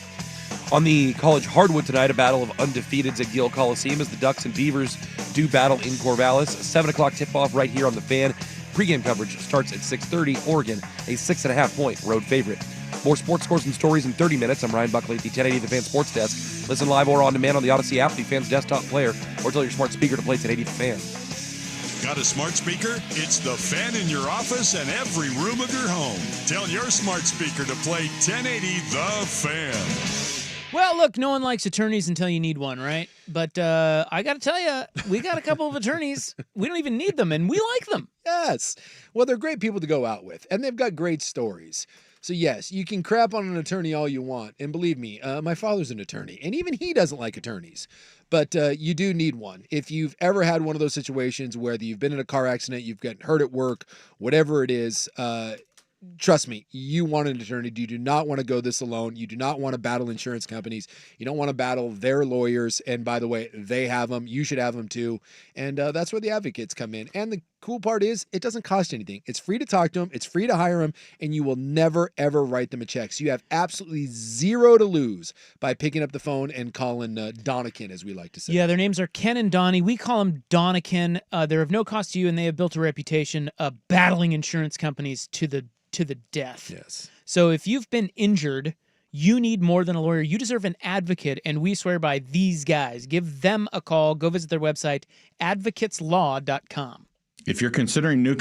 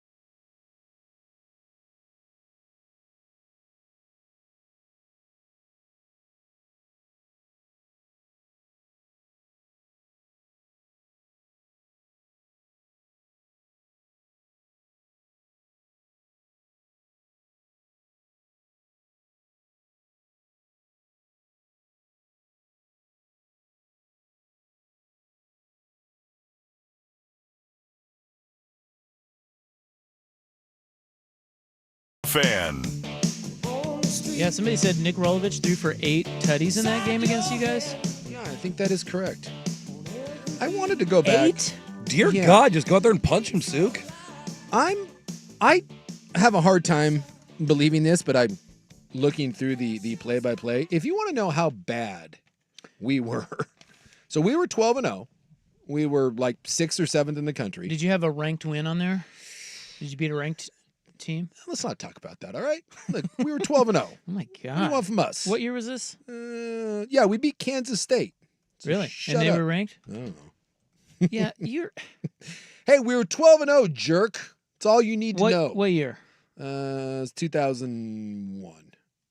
But this is a larger point. If you want to know how bad a team can be, an undefeated team. Yeah, I'm looking here. So we lost 45-72. Okay? There was no ranked team on your schedule until the bowl game. Hey, which we lost to. Yeah, you lost to Louisville, Yeah, we don't want 28-10. Yeah, Do you remember the Liberty Bowl? Oh, I remember the Liberty Bowl. I remember it well. This is what, so a team scored 72 points on my vaunted defense. And I want you to realize that these are possessions that Hawaii had. Hawaii lost 4 fumbles, threw a pick, missed a field goal, and turned it over on downs. God, no kidding. And they still scored 72 on us. So you almost gave up 100. Yeah. I don't think, has that ever happened where someone has thrown a pick, lost 4 fumbles, missed a field goal, turned it over on downs? That can't have ever happened and scored 72 points. That may be the most inept game that a team has ever played in the history of college football. We lost 45-72. You guys scored 45 though, We scored 45. so that's good. I honestly, as I was going through that, because I was like, dude, did they just blow us out like from the very get-go? And I was like, oh my God. Like, What was the worst part? What was the score at the worst part? Were you guys down 72-0 and then you dropped 45 on them? 45-17. Okay. We were down 45-17. But just, you would think if I told you going into the game that a team was going to turn it over 5 times, actually 6 times because a turnover on downs, 6 turnovers and miss a field goal, and they were going to win, you'd be like, no. No chance. They're going to win by 30, and you're like, no. They're going to score 72. Yeah. No. That has to be an all-time boner on the part of my beloved BYU Well, Cougars. you guys weren't that good. And I'm looking. I'm looking We were at- 12-0. We were 12-0, ass. Yeah, well, I'm looking at your schedule. Top and 10 in the country. I'm really dissecting it as fast as I can over here. Yeah. What would the committee say? And your 2 best wins, at least on paper, would be at Cal and at Mississippi State. So You're then damn I right. went and looked up. Yeah, what's up? Was that those like the teams. winless Cal team? Yeah, they the were Tom 1 Holmoe Cal team? Cal was 1-10. Yeah, we kicked their ass. And Mississippi State was 2-9. Yeah, we kicked their ass too. What do you got to say? So 12-0, baby. Actually, you didn't kick their ass. It was 41-38, Hey, who? Which one was that? Mississippi. Well, So I mean, It's a you win. guys sucked. That's the worst 12-0 team I've ever seen. 12-0. Come But on. hey, congratulations on the Liberty Bowl. What are you talking about? Are you negating that big Tulane win that we had? Liberty Bowl berth, I should say. All right, it is November 21, 2024. It's time for In the News. I'm your newsman. I like turtles. Dude, sometimes actually going back and seeing what really happened because you don't remember it, you're like, oh my God. You probably in your head are like, oh man, we were so good. And we got upset. I guess the question is what was Hawaii's record? They weren't very good. They're a lot better than us, though. Well, now I have the question of did you even beat a winning team? I don't think you did. 12-0, bitches. 12-0. 12-2. Man, at one point we were 12-0 before the wheels came off. It's brought to you by the Advocates, injury attorneys at advocateslaw.com. Today is, look at this. It is National Stuffing Day. We were just talking about stuffing Love stuffing. with Dan Lanning. And the stuffing's got to be in the turkey. If you really are going to get the true moistness, I don't mind it. I need it in there. I don't mind that. I don't mind it out. Because I love stuffing so much. Me that too. But it doesn't matter to me. I really like when it's crammed, when know it's what? just spilling Right forth. up in the butt there. Right up in the butt. Do you think that stuffing requires, and it ought to be a law, that you have to put hot sauce on stuffing? Because I do. Right in the butt? No. I prefer A gravy. law? No. Yeah, no, it should be a law. It's nice that you like it like that. That's a good pro tip, but I don't think everyone should have to put hot sauce on stuffing. Yeah, I like the idea. Was that a little extreme? It's a little extreme. I think it's a great tip, though. Yeah. Thanks. What kind of hot sauce? Like a Tabasco, sriracha? What are you working with there? Any of it. Well, what you go to? I do not. Well, mine would be sriracha. Okay. But I do not discriminate. In our house, we have a lot of different hot sauces in the fridge. This is not a hot sauce, but I do this a lot because I do it with leftovers. I like to take my leftover ham and the leftover stuffing, and I like to do some Beaver sweet hot mustard and do a little whip there, kind of get it all over the place. And let me tell you, that is dynamite. That and what? So the Beaver sweet hot mustard. And what? I put it on the ham and then I mix it together with my stuffing, like as a leftover. It's my favorite leftover dish. Is I do a ham stuffing mixture. I cut up the ham, mix it all together, and then I put the Beaver sweet hot on top of it. We're not doing ham this year, but I will be doing that leftover with a turkey sandwich. That still sounds good. Yeah, the sweet hot mustard is an underrated addition to I never do it with the hot Thanksgiving food, but it's a key to my Thanksgiving leftovers. I like that. Yeah, I'll even do it in some mashed potatoes sometimes. It is also World Hello Day, so hello. Hello, Jerry. Hello. Now, as your noted newsman, I believe that I owe it to you to risk life and limb to get an update on the police presence that is outside of our building. Yes. And has been all day. And so during the last break, I did go out there and I ran straight through the fire to get the latest. I love it. For you. And what I can tell you, because if you haven't heard our show, we opened the show with this, but basically a 5-block radius. We're under attack.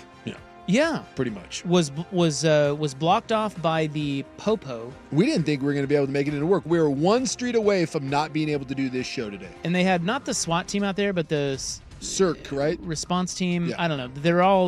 They all had big rifles, camo gear, dressed as if the world was ending. Yeah. They were all out there and they were hunting for somebody, and it was a manhunt, and it was wild. Yeah.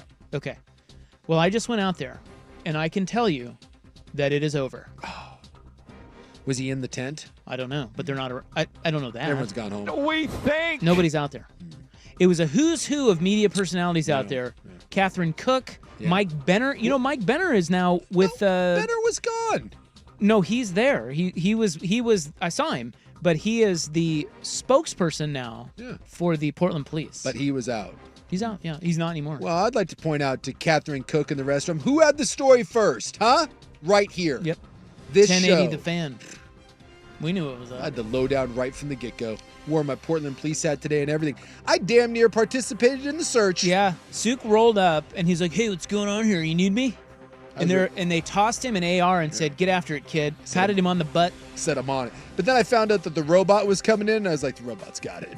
Yeah, I'm good. You guys don't need me. Yeah. Once the robot was there, I was like, I'm fine. I was a little disappointed in what actually happened. So it was a homeless guy with a gun. Earlier in the day, about 11:15, he had broken into an apartment of someone he knows, and then he fled once the cops came. And so they were looking for him, and they thought he was in a tent over here, the homeless camp that's over here. They had the tent surrounded. Yeah, they had the robot dog out, but if he wasn't in the tent, then they needed to set up the perimeter, and so they did, and that's all it was. And I assume they got him because they're gone. Yes. So there you go. That is what we know.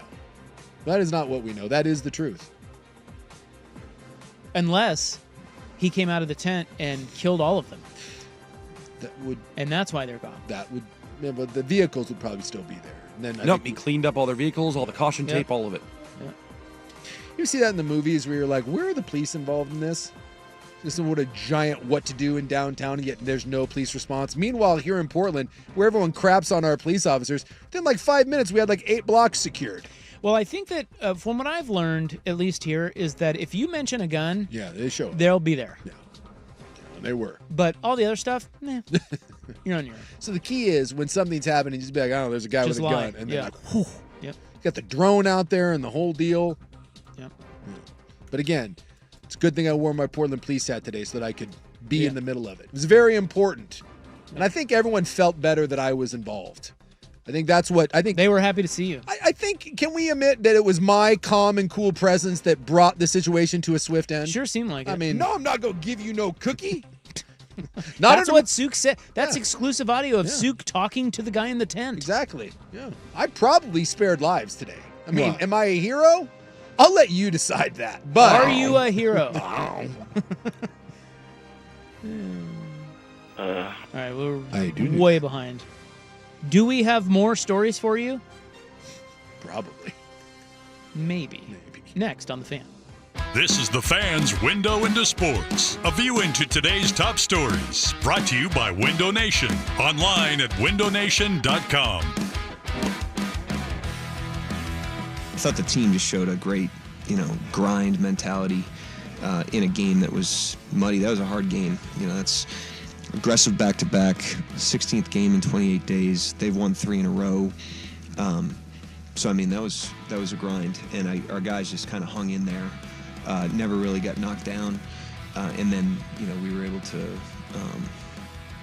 get it done in the fourth there. Quick, name that's the coach of the Thunder. Yeah. Name him. Not Billy Donovan. That is correct. Yeah.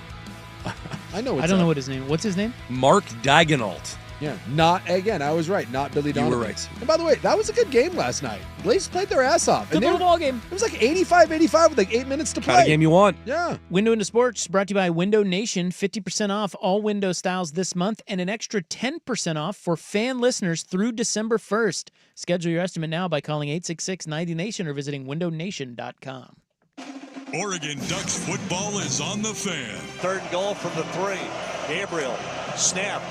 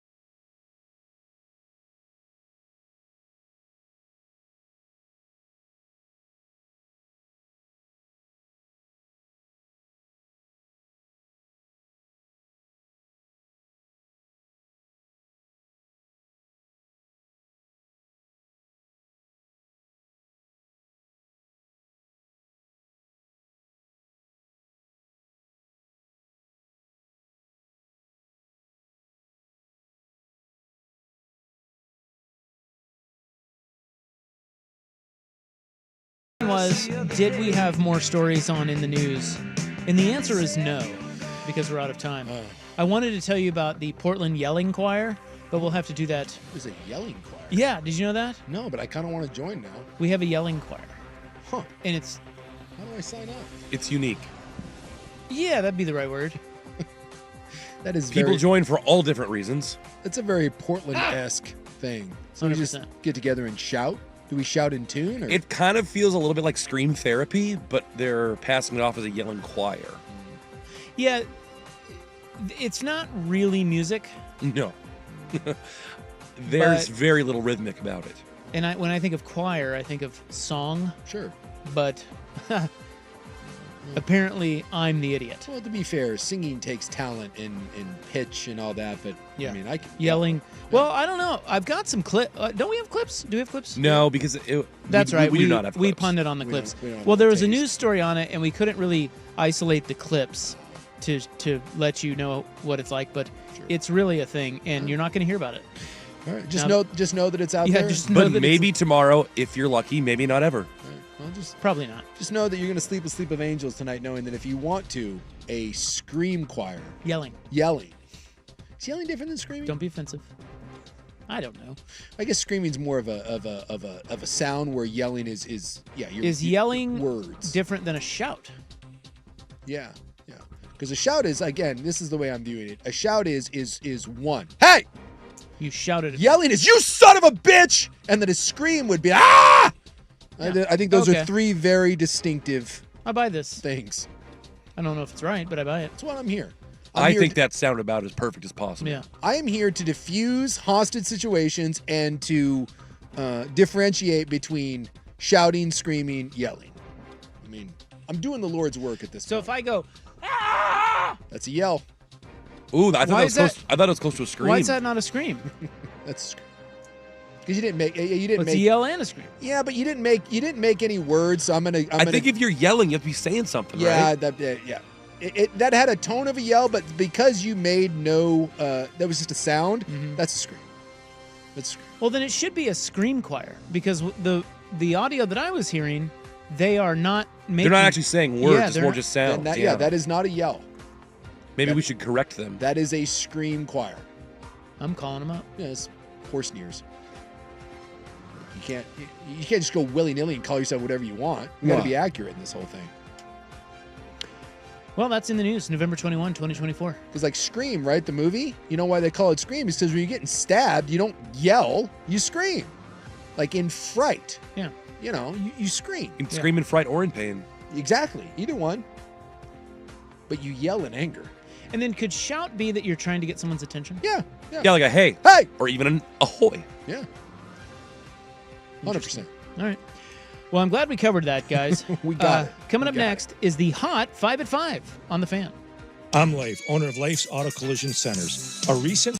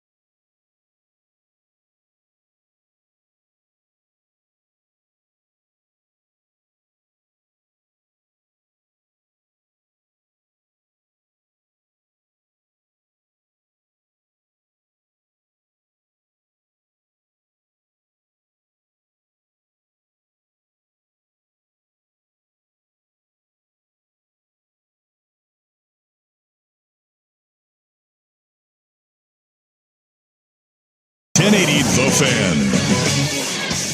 Ryan Buckley with this SportsCenter update. First on The Fan, Week 12 of the NFL kicks off tonight as Cleveland hosts the Cleveland Browns host the Steelers for Thursday Night Football. Russell Wilson and company favored on the road by 3.5 points.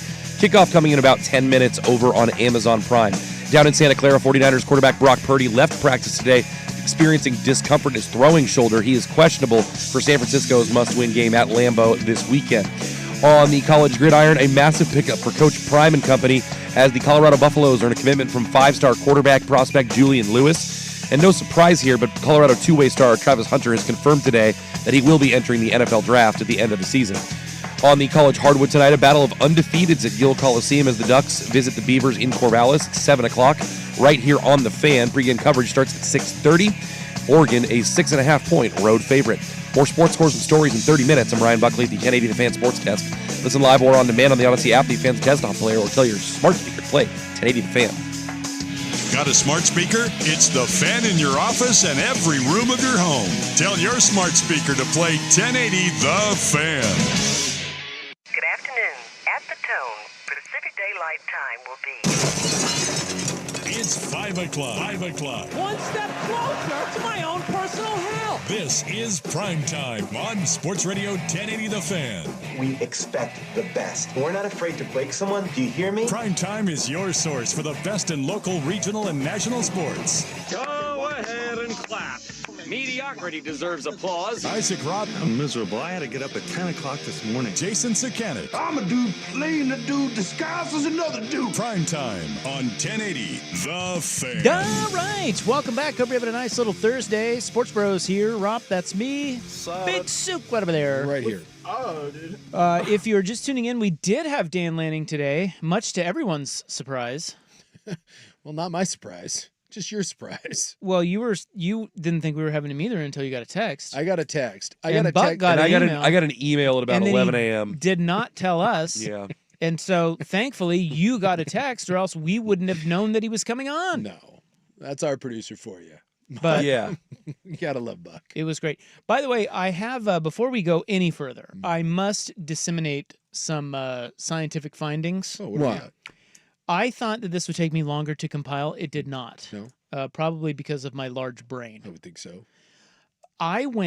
So we have somehow stumbled upon Nick Rolovich today. Yeah. And Nick Rolovich was the quarterback of the Hawaii team that beat you guys at BYU when you were 12-0. Yes. Right? Yes. You finished that season 12-2, having lost the bowl game. Yeah. But the only regular season game you lost was the Hawaii game. Last very game last game. Yeah. So you guys were 12-0 going Which is kind of crappy because we shouldn't have had to play a 13th game. We should have just been allowed to retire 12-0 undefeated and national champions. So looking at the schedule, I was like, I wonder how my first question was, did you beat a ranked team? And that was easy to see that you did not. None of the teams you played were ranked. So then I went through and I compiled. This is John Anthony type research. You have confirmed information? This is confirmed. And it's I have the record of every team you played. Mm-hmm. Are you ready? I'm excited for this. Tulane, 3-9. 3-9. Nevada, 3-8. Hey, they were tough. Cal, 1-10. UNLV, 4-7. Utah State, 4-7. New Mexico, 6-5. Dude, we're playing juggernauts. You don't know about the 2001 Mountain West Conference? Air Force, 6-6. Yeah. San Diego State, 3-8. Are you going to give me credit for 6-6 Air Force? No. Huh? I'm not. Bowl eligible? That's a tough place to go play. Colorado State, 7-5. Wyoming, 2-9. I'll take your apology now, you son of a bitch. Utah, 8-4. Yeah. Mississippi State, 3-8. Did I hear 4 500 teams? Hawaii, 9-3, and that's the team that kicked your ass. The final record being your combined opponent record the year you guys were 12-0 until you lost. 59-89. Well, basically, we were like Ohio State that year.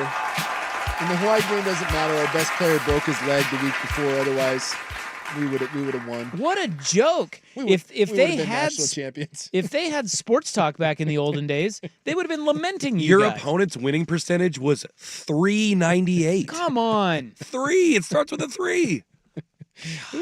I wonder what the spread was on the Hawaii game. Because I would have loaded up on Hawaii. Yeah, probably. Knowing you guys hadn't played anyone. Yeah. You would have been saying what what Sook's been saying about Penn State all year. Paper tiger, paper tiger. That's right. If only we hosted a show in 2001. Well, we almost did. Almost. We were close. So had we gone undefeated and they would have allowed us to play for the national championship, I think that was Florida State that year. I think that was. Oh, how would that have gone? Oh God, how would that have gone? Do you think? My guess is that wouldn't have been very pretty. just a Hawaii dropped 72 on you. Bobby Bowden would have beaten you by 130. It is possible. It is possible that would they have cracked 80? That may have gone poorly for us. But I mean, then it just comes down to how much Bowden respects Lavelle Edwards. Like that's all that matters at that point, because they could essentially hang whatever they wanted, right? Well, we played them. I think it's funny because I think we played. No, that was the year before that we played them. They beat us by like 30 or something. Look, basically, did you guys know you sucked at the time? Or did you think you were so great because you were undefeated? No, we kind of knew. You knew? Yeah, we knew. So you kept winning games, and you're like, well, look, when you're 12-0, when you're 12-0, and I think I'm not certain, but I think we got ranked at one point like 6 or 8. It says you guys were. Oh well, we were high. Yeah, let me go. And you know. Like there was no, at least from anyone that had if you would have talked to me like away from a microphone, I'd be like, yeah, I know what's up. Like, you're not dumb. Yeah, you guys were high as 8th. Yeah. And finished 25th. Yeah, it was not. They ranked you though. Yeah. You finished 25th. Yeah, we were ranked high. Gary Croton. You know what's Gary up. Croton was the coach. Yeah. Not Lavelle. No, it was the year after he left. It was my senior year. Gary Croton's first year, 12-2. After that, 5-7, 4-8, 5-7. Yeah, not so much. I worked for Gary Croton at his brief time at Oregon. Did you? Yep. What'd you think? Really nice guy. Of the Gare Bear. Yeah, he was there for a year, I think, before way. he left, and I think won a championship with LSU as a coordinator. But he was a really good guy, and I thought it was a good coordinator for the Ducks, but didn't last. hated him. He didn't like me. No. No, you hated him. No, he hated me. That's not true. That is true. No, he really did hate me. Yeah. He was not a big fan of mine. No, well, who is? I don't think he had good things to say about me. He used to tell me not to touch his car a lot. Oh. Why were you touching his car a lot? Weird flex. I used to loiter around his car a lot because it would make him uncomfortable. Oh, gee, I wonder why he didn't like that.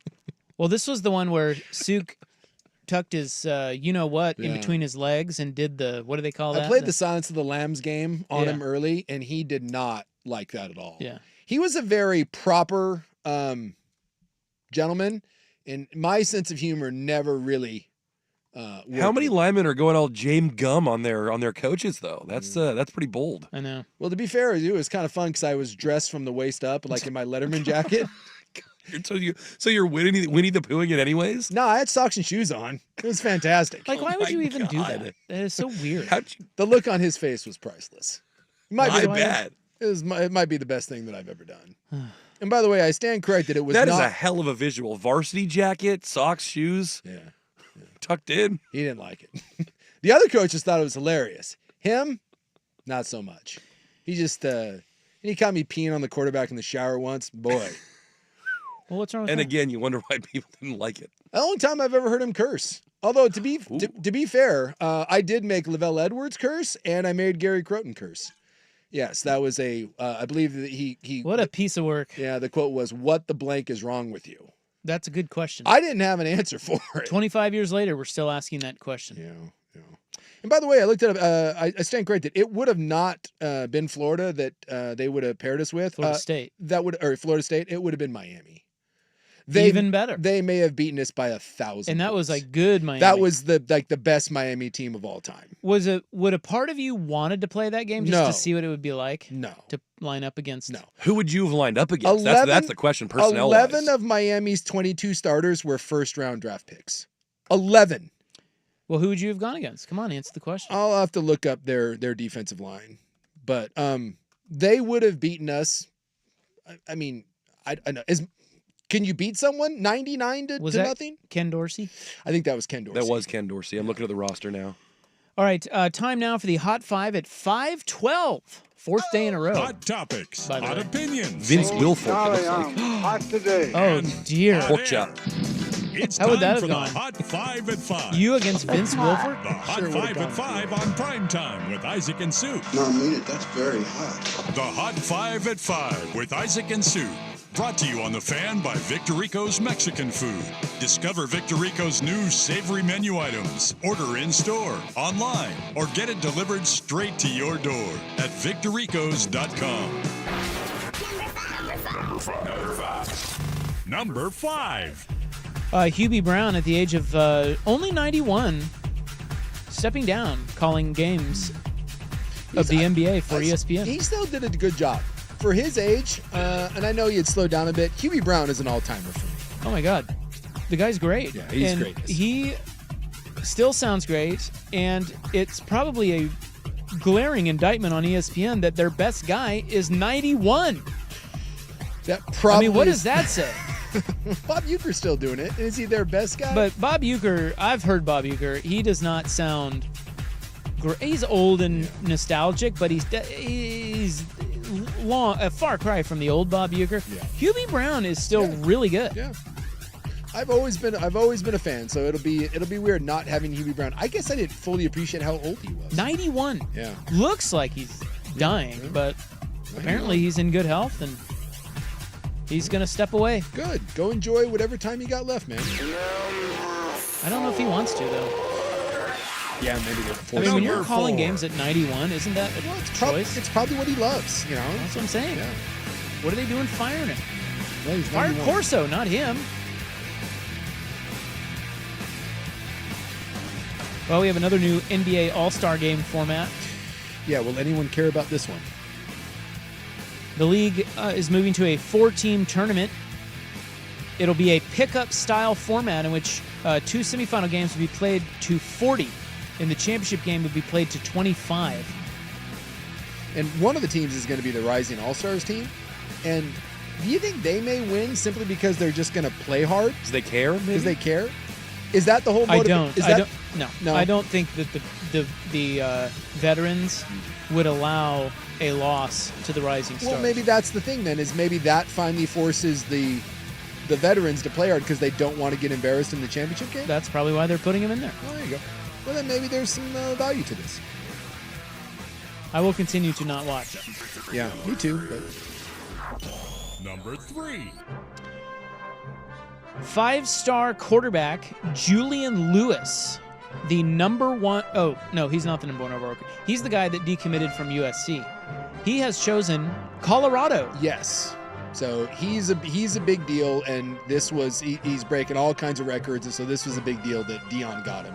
The other one you were talking about is the 5-star kid that was committed to LSU. Yes. And then Michigan offered him $10.5 million, and then he was going to go to Michigan and said, no, I'm going to LSU still. No, he's back to going to Michigan. Yeah, he is the number one overall recruit in the class of 2025. His name is Bryce Underwood, and he has flipped to Michigan, and he will be the highest-rated recruit in Michigan history. And if he stays all 4 years, he will receive a minimum of $10.5 million. Boy, I mean... That is tasty. As long as you just don't do anything dumb and get kicked out, you never have to work another day in your life, regardless of what happens. Do you think if they had NIL in 2001 that you would have to give it all back because of how bad your team was, even though you were 12-2? 12-0, and should have played Miami. The true national championship should not have been Oregon versus Miami. Should have been. Joey knows it. Oregon. Okay, yeah. Remember, that was the year that Oregon got jobbed over for Nebraska. We know who should have been in there. The 12-0 Cougars. They didn't play a schedule like ours. Well, this was not a shock, but Major League Baseball handed out their MVP awards today, and they were both unanimous. Shohei Ohtani and Aaron Judge. Ohtani became the second player to ever win back-to-back MVPs, but with different teams. Ooh. Care to guess who the first was? Second player to ever do it. Obviously, he was Angels, Dodgers. Frank Robinson. Negative. Modern. Did Bonds do it? The Pirates and the Giants? Bingo. Barry Bonds. Barry Bonds. So that means Ohtani's is he the first to do it in 2 different leagues then? No. Well, Yeah, Yeah, he would. Angels and Well, you mean back to back? Oh, he but did yeah, one? back back to back. But I was gonna say, like, guys have won. Because he's only the second player to ever go back to back, and Bonds did it in the same NL. So What a hot stat! Yeah. Hey, I have an even better stat in this in number one. You ready for this? Let's go. Well, we have Thursday night football tonight. Yeah. They are saying it is a sloppy mix of rain and snow in Cleveland, although I haven't quite turned it on yet. So yeah, does it look bad? It looks it's coming down pretty good. Snow? Yeah, well, it's Or like rain? it's a wet slush snow. So But I gotta pull it up on my stupid Prime Video app. But is indeed coming down pretty good. Last I saw. Here's the stat. Are you ready? I am ready. Mr. Man of Increase, Jameis Winston, Yes. has never played in a game under 40 degrees. Ooh, get right the hell out of town. Did you know that? I did not know that. Now you do. Bitch. That's a fun little stat. Yeah. And he's never faced the Steelers. Also, this one, Cleveland this year, over under on their score, 9-1. Wait, what? Yeah, Cleveland's offense. Over under on their score? Their point total. Their point total. So they've gone over 9 out of 10. They've gone under. If you've taken the under, so when in doubt, take the under on Cleveland's offense. If you're looking for a betting angle for 9 this, out of 10. 9 out of 10 times. Well, they moved the ball pretty well last week. Yeah. But they just kept shooting themselves in the foot. And then with the weather and everything, And you got what's their Pittsburgh- team total tonight? I think it's 17. Oof. Just throwing it out there. Heard that fun little stat today. Yeah, that makes sense because the game total is like 36.5, 37, and the spread's 3.5. So there you go. All right, Victor Rico's Mexican Food brings you the Hot 5 at 5:12. Discover Victor Rico's new savory menu items. Order in-store, online, or delivered straight to your door at victorricos.com. Stunning how wrong they got this. Next on The Fan. The home of Dirt and Spray. I'm Dirt.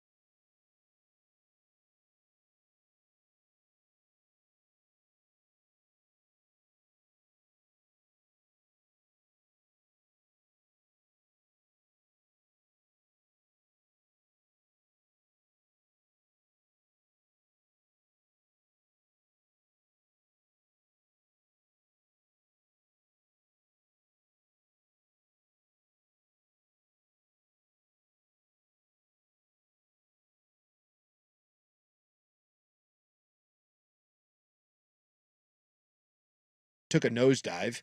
You know, I was looking through, people expected it to be Florida State, and then you have Clemson, and you have Miami, and you've got Louisville, and you got SMU. So all of those teams are still sniffing around with the exception of the one. Same thing in the Big Ten. All the teams we expected, throw in Indiana, and then the SEC is about what we thought. No huge surprises there. So this is pretty par for the course. And then Boise State was favored in the Mountain West, and Boise State more than likely is going to win the Mountain West. They clinch a Mountain West title game spot by beating Wyoming, or UNLV loses to San Jose State. Yeah. And then we don't talk about it, but it's a sneaky big game, and that is Notre Dame, which is in line to, after losing to Northern Illinois, who's won like 3 games all year, to be in the playoff. But they have to get by undefeated freaking Army. Yeah, I think that the conventional wisdom, and I don't know how correct it is, it's oftentimes wrong, but the conventional wisdom is we've already seen this game, and it was Notre Dame Navy, and it will be the same result. But I don't know if that's true. I don't think it is, because look, as much as I love my Navy football, Army is a lot better than Navy. I mean, Navy had a real good start to the season. The wheels have come off Navy a little bit, but and they've lost 3 games, and they've been handily beaten in those 3 games. But isn't the idea that Army and Navy generally have the same type of player? Yeah. And we've already seen Notre Dame play a team with the same offense and the same type of player, and they beat the brakes off of them. Sure. Look, and that's the idea. And the spread is significant. I think it's like a 14. It's a 14-point spread. I'm just saying, they lost to a Northern Illinois team, which is one of the worst teams in the country. So, and I know Notre Dame has got it rolling since then, but I would also like to point out that when you look at who Notre Dame has beat, and their offense was dreadful, but Purdue, Miami of Ohio, they did beat Louisville, Stanford, Georgia Tech, Navy, Florida State, Virginia. Let's also not act like that's a murderer's row of teams. I still have massive questions, about Notre Dame. I think the spread tells you what the odds makers think. Yeah. And it's going to be another Navy. The Navy game was what, 38-14? Oh yeah, it was a absolute ass whooping. They beat Navy 51-14. Whoa. Yeah, they thumped them. So I will keep an eye on that. And, what is this, 1958? I just think it would be amazing if Army found a way somehow. If the football gods could give me one wish this weekend, it'd be for the West Point boys to take down Notre Dame. One, I think Notre Dame's a paper champion. I don't want them to get in with that soft ass schedule and a loss to Northern Illinois. And it would just, the Notre Dame Tears losing to Navy, losing to Army, the real Golden Domers. Be fantastic. And then Army would have a legitimate case to be in the college football playoff. Who's their last game? Well, they play Navy. Play Navy. That's the only other game? They got Texas San Antonio as well. So, but hey, Boise State's got a loss. And look, Boise State's best game this year is a near win against Oregon.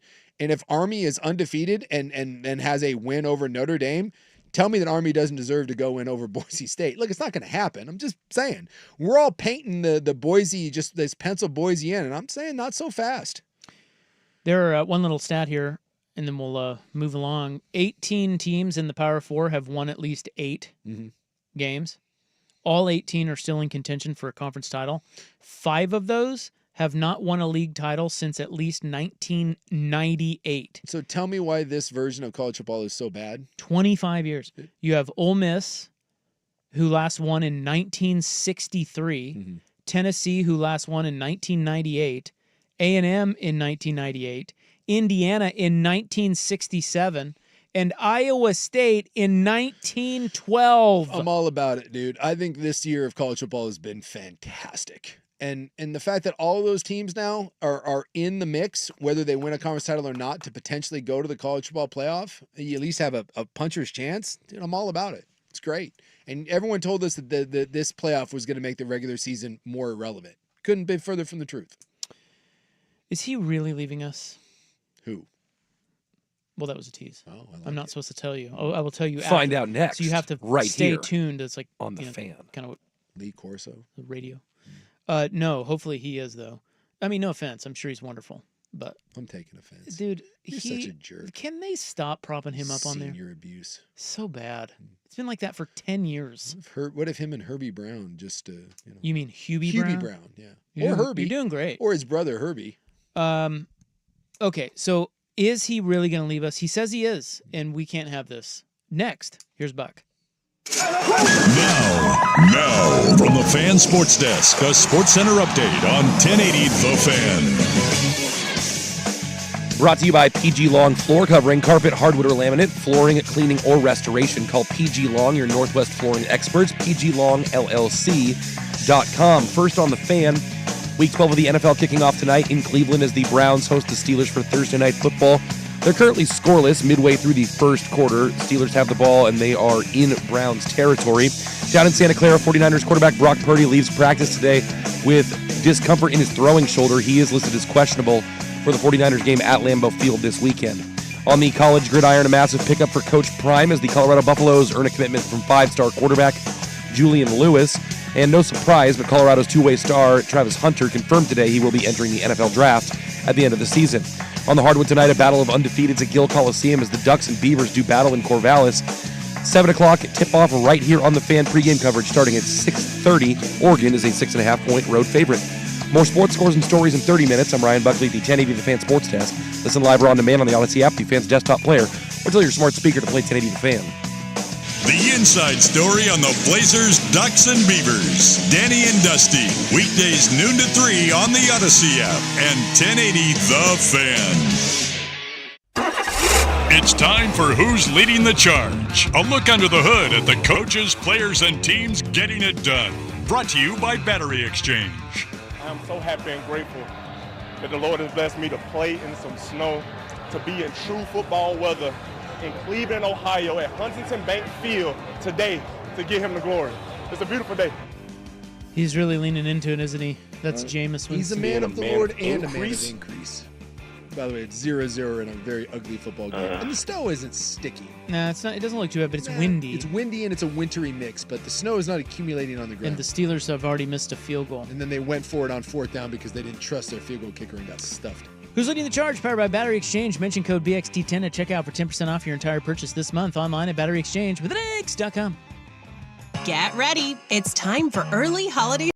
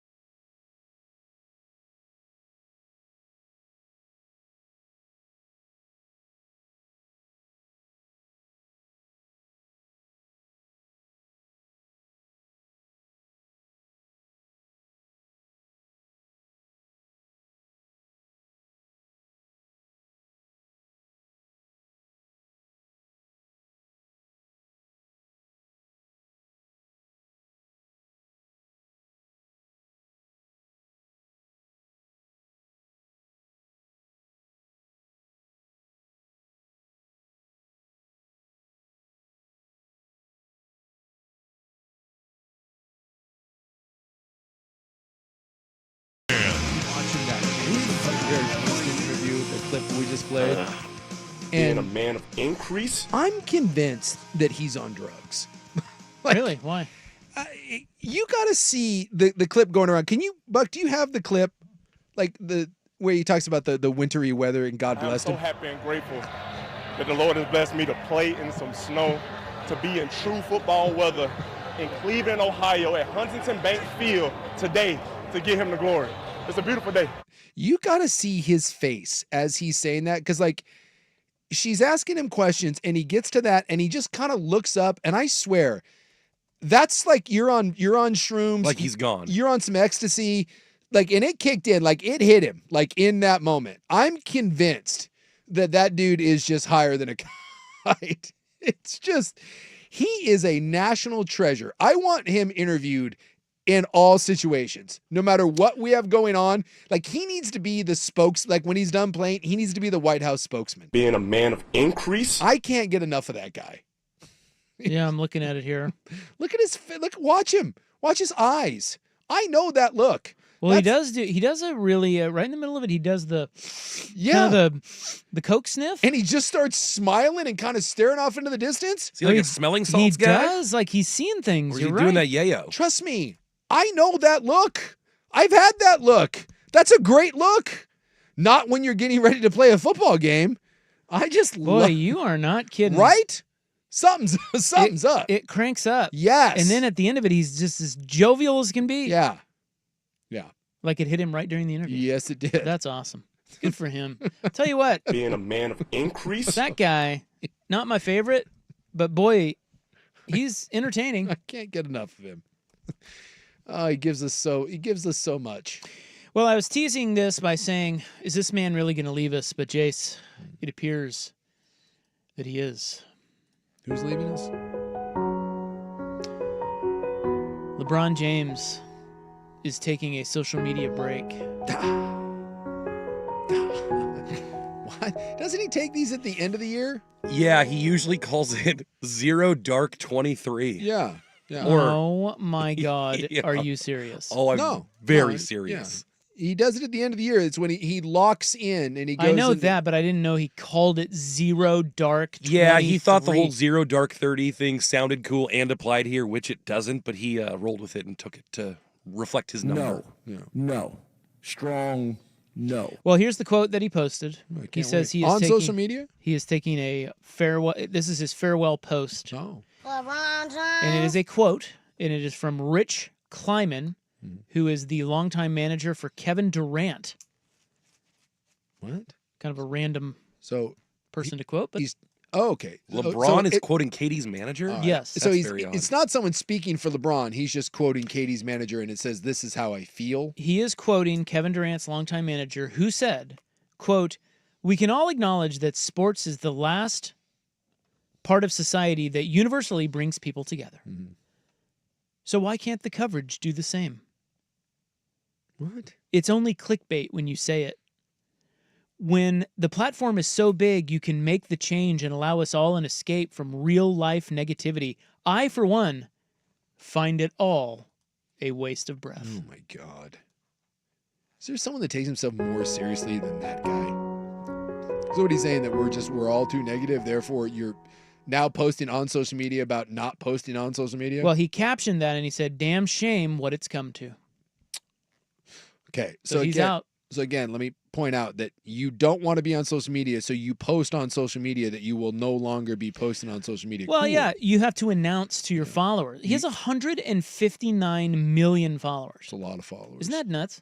That's on just Instagram. Yeah. He has 53 million on X. So, and he's taking a break because people are too negative. By the way, I would like to state for the record here, and I may be wrong about this, but anytime you have almost over 2 million followers on two different social media platforms, you will not be taking a break for long because you can make a lot of money off of that. Sure. So is he by being there? That's is this like a Trump thing, the platform, and we're all negative? Is that like what we're doing I don't here? know. And you know what? I honestly don't care.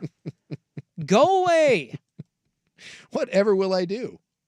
You know what? I'm just going to turn to Jameis Winston now, because you know what? Jameis Winston is not negative. Jameis Winston is a man of increase. Yes. So he said that this was so apparently he had a little social media flap the day before his big announcement there, Yeah. where he said that everybody on the internet called him a liar because he said he was watching Dalton Connect's college games at Tennessee long before the Lakers drafted him. Remember that? He was like, "Oh, this is the guy." The internet believes LeBron has a long history of lying about things that he doesn't have to. I did see. I guess this makes sense because I was flipping through, it was like Yahoo or MSN or whatever, and they do like those the click through stories, and it was like 8 hilarious times LeBron James lied. So that's okay. Yeah. That's like he's reading the fake book, and I did not click on it, but he always takes credit for things. The big one is he said that he knew Kobe was going to drop 70 in his last game, and you're like, what? What? No. So he doesn't like that people are calling him a liar, and he says, "And with that said, I'll holla at y'all. Getting off social media for the time being. Y'all take care." So people caught him lying, and now. Well, there's no way to prove that he was lying, but everybody thinks he lies about everything because he's so, I don't know, he's got some insecurity that makes him. Well, he was so high on Dalton Connect the other night that he basically gushed over and been like, "Oh yeah, I've been watching him all along," and everyone's like, "I don't really think you were." Well, he got caught. I remember the one time because he was talking about The Godfather being like his favorite book and his favorite movie. He got trumped where the Bible thing. And it was at a press conference. Someone asked him what his like favorite scene in The Godfather was, and he couldn't get one scene. Kind of like them all. Yeah, he kind of got, "What's your favorite verse?" He didn't have an answer for it. I do remember that. I remember him getting called to the carpet on that. Like, if it's your favorite movie, like I love The Big Lebowski. That's probably my favorite movie. If someone asked me what my favorite scene was, and I was like, "I can't. I love them all," and they were like, "Pick one," I could pick one. You'd be like, "All right, can I give you 3?" Yeah, as opposed to I can't really. People also point out the whole book thing with him is just a farce because every time he shows up, he's always on the first page. Yeah. So I think they're right about him, and clearly he's sensitive about it. Yeah. Yeah. And people are right. So now he's taking a social media break. Just be yourself, dude. Yeah. Well, can't do that. God. LeBron. I want to like LeBron James. I really do. Because he's not a bad guy. He's never been in trouble. He's an amazing player. Never seen anything like it, but he makes it tough sometimes. Sometimes. Yeah, well, all the time. He likes his a lot of general being. I'll take Jameis Winston all day over him. You get the opportunity to sit down to dinner with LeBron James or Jameis Winston. Who are you going to dinner with? Taking Jameis all day. I would love to see how many man of increase, because everything Jameis says is about Jesus. I would just start trying to find a topic that he couldn't make about Jesus. That would be my game. How does Jesus react to like a cover 3 versus a cover 2? I'd ask him like if the Lord played a position, what would Jesus play? Is Jesus, he's ripped. He's got abs, at least in all the ones I've seen. Maybe Jesus would be like a rangy corner, something like that. Although in reality, he was a tiny Jewish guy. So maybe more like a place kicker, but I don't know. Whereas LeBron, could you have a conversation and try to make it not about LeBron? Could you get LeBron James to talk about something and not have it be about LeBron? No, I don't think you could. But I also don't even think he would engage with you. He would be above you, right? So more likely, more likely, getting James to talk about something that doesn't involve the Lord or LeBron to talk about something that doesn't involve LeBron. I think that you could get LeBron to talk about something that wasn't about LeBron, but only for a few seconds before he brought it back to himself. And that's still about being LeBron. Yeah. So you're saying Jameis, you could get Jameis away from the Lord. Again, I think it circles back and rather quickly, but maybe. I just think LeBron. I just remember. So I was in Vegas at the Wynn the night the Cavs won the championship, and they all showed up at the Wynn. It was like 2:00 in the morning whenever they got there. Yeah. And they were all having a great time. We saw them all walking into the club and Shirtless stuff. J.R. Smith and all. J.R. Smith, yep, he was there, and all those guys. And LeBron wasn't with them, and he had 8,000 people around him, none of them his teammates. And he just walks. All these people are going crazy. Like, it's a celebration. They just won the championship. Yeah. And he is walking stoically straight ahead, head looking up at the ceiling, like way, kind of almost a snooty walk. Mm-hmm. And he goes into, I think it's Allegro, the little Italian restaurant there in the main part of the Wynn. And he goes all the way in the back and sits by himself with 3 buddies. Yeah. That's...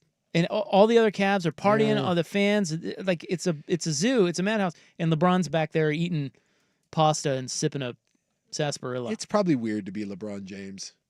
Yeah, it's just. It doesn't have to be though. That's my point. I don't know. Go party, dude. Maybe it does. No, it doesn't. I don't even. You talk about this all the time. This is the Sylvester Stallone, Justin Timberlake thing. We always talk about this. Yeah, Springsteen like rides subways around New York, and he does just fine. Meanwhile, Stallone, wherever he goes, takes 17 bodyguards. I think the idea is if you didn't bring 17 bodyguards, didn't make a big deal about it, Sylvester, you'd be fine. People leave you alone. People leave Justin you alone. Timberlake walks the streets of New York. Yeah, I just at the same time, I don't know. I try to have some sort of grace because I think LeBron has handled his celebrity really well, better than most. And I don't know, like from the time you were 15 and being built up like that, is it possible for you to not have your head up your ass?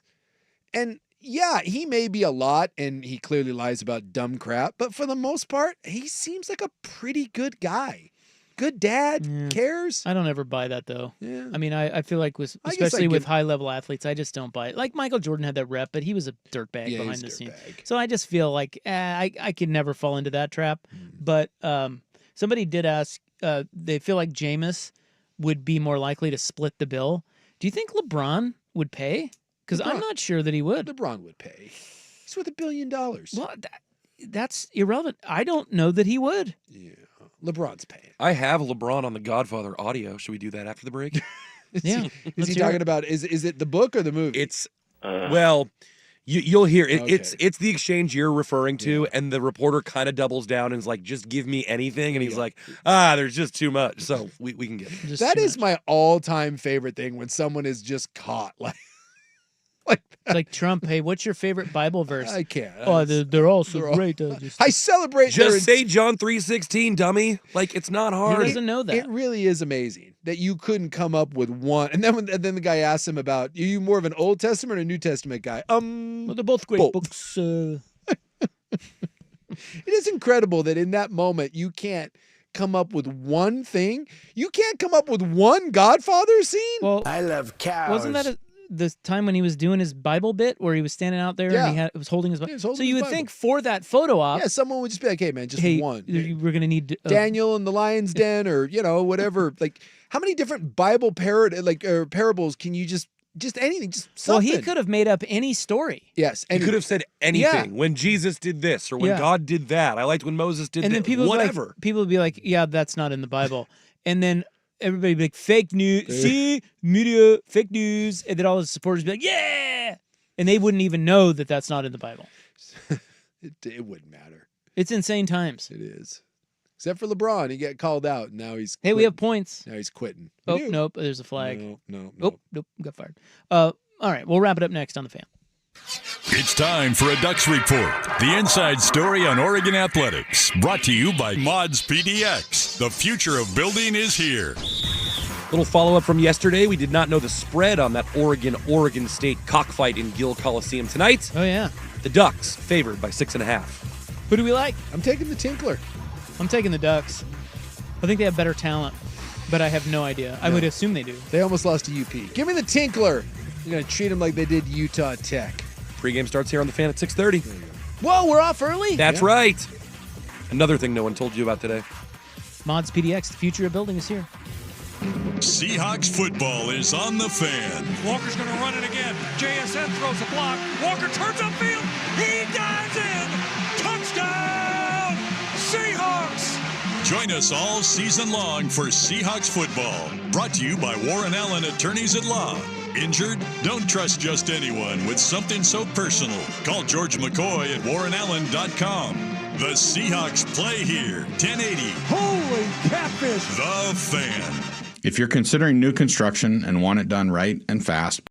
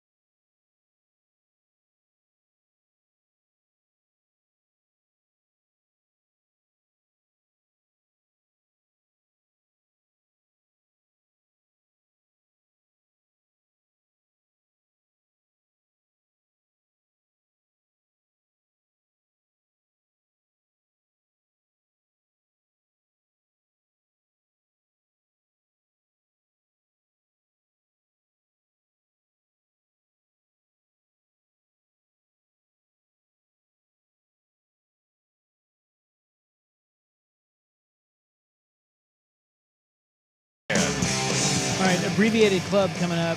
We have a hot new AG, but let's hear LeBron talking about. Is this the audio of him talking about the Godfather? Yeah, it's an Italian press member asking him about his favorite book and movie. That's right. That he's never read or seen. It is a question not related to the game, but since it has been a lot of publicity yesterday and today about Godfather Part 2, which is the scene or the moment or the phrase or the quote you like more from the movie? Oh, from The Godfather. It's too many different phrases and too many different lines in that movie to just categorize one. But which is the one which inspires you, represents you more? I mean, each movie is 9 hours long. I mean, what do you want me to do? I mean, there's so many.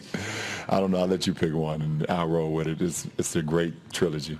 Yeah, he didn't watch it. He's never seen it. Never seen it. 100%. I haven't seen The Godfather in 20 years, and I could name you 5 scenes off the top of my head, and it is not my favorite movie. It's not even in my top 20. Like, you can't even come up with the horse head? That's where I would go first, probably. Horse head in the bed. That's probably the most famous scene. When is it? I think it's Jack that wakes up with the horse head. You can't. The wedding? What's the gal? Is it I forget what her name is. But you have the wedding reception. I mean, it's kind of stunning. What if he said the red wedding? And they're like, sir, that's Game of Thrones. The ambush on the highway. I mean, how do you not have one scene? It's like, did you know Bruce Willis was dead the whole time? Well, and how great was it, too, that the guy was asking him for one scene from any one of the movies? A scene, a line, a moment. He gave him all these outs. Yeah. He's like, what speaks to you? Anything. One scene, one quote from one of 3 movies. You just pick one and I'll go with it. And LeBron makes it sound like its length makes it harder to choose. No, that just gives you more to choose from, buddy. That's easier. It's like saying you don't have to pick one scene from your favorite episode of Breaking Bad. Just give me something that happened in the entirety of Breaking Bad. Make something up. Anything. Yeah, he asked for a quote, right? He said anything. At the end, he asked for a quote, but first he asked for a favorite scene, a moment, just anything. What stands out to you about this film? Your favorite movie, by the way. Well, the cinematography. Imagine whatever it is, your favorite song, movie, TV show, anything, your favorite place to eat. Imagine someone asking you. Everything's good there. Imagine someone asking for one detail about what you claim is your favorite, and you can come up with nothing.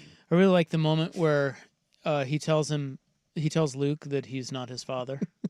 I thought that was a good part. Something. By the way, this I don't know if you've heard this too. And this could be lore. I have no idea. Yeah. But when LeBron, I've heard this from people that I trust. But again, not many people are in the room when LeBron comes into Nike. Yeah. But there's a whole thing out there about how when LeBron would come into Nike for meetings, you could, and if you were in the room with him, you could not speak to him. I've heard this, and I don't know. You could only speak to the people sitting next to him, which is freaking bizarre. Yeah. Yeah, I've heard that too, but I that's floating out there, and I don't know if that's true. That sounds almost not true, but then again, it's LeBron, so I don't know. I got my buddy that worked, he was pretty close up with Nike. He was Kevin Garnett's guy. He's the one that has all the Garnett stories. I wonder if he ever worked with LeBron, because he is in that world. He may actually be able to confirm or deny. Because he may not have worked with LeBron, but he would have known people that worked directly with him because he was up there as a handler. All right, are you ready for the club? Float that out there. You ready for a brief club? The club is 22 minutes of hot club action. It? The club is my favorite part of the show, but don't ever ask me anything about the club because it's what was your favorite moment? It's all my favorite. The club. I can't pick one. It's all my favorite. It's all. Yesterday, gay beat up club. The gay beat-up club. We're just going to gloss over that? Do we need to cover that again? I'm gay, I'm gay, I'm gay. That never happened. We have a hot new AG. Yeah. Why the big sigh? You worn out? Thinking about last night at the Hampton Inn. Thinking about it, yeah. I had a whole thing last night, man. It was the last night with my gal being gone. I had to get over to the Hampton Inn. It was a late night. And I've got news from a porn star. Is what she's saying disturbing or beautiful? Well, now tickle me intrigued. Let's go. That is a tease. That is pretty that good is a tease. great tease. Yeah, pretty good tease. That's next on The Fan. Auto accident, worried about your deduction.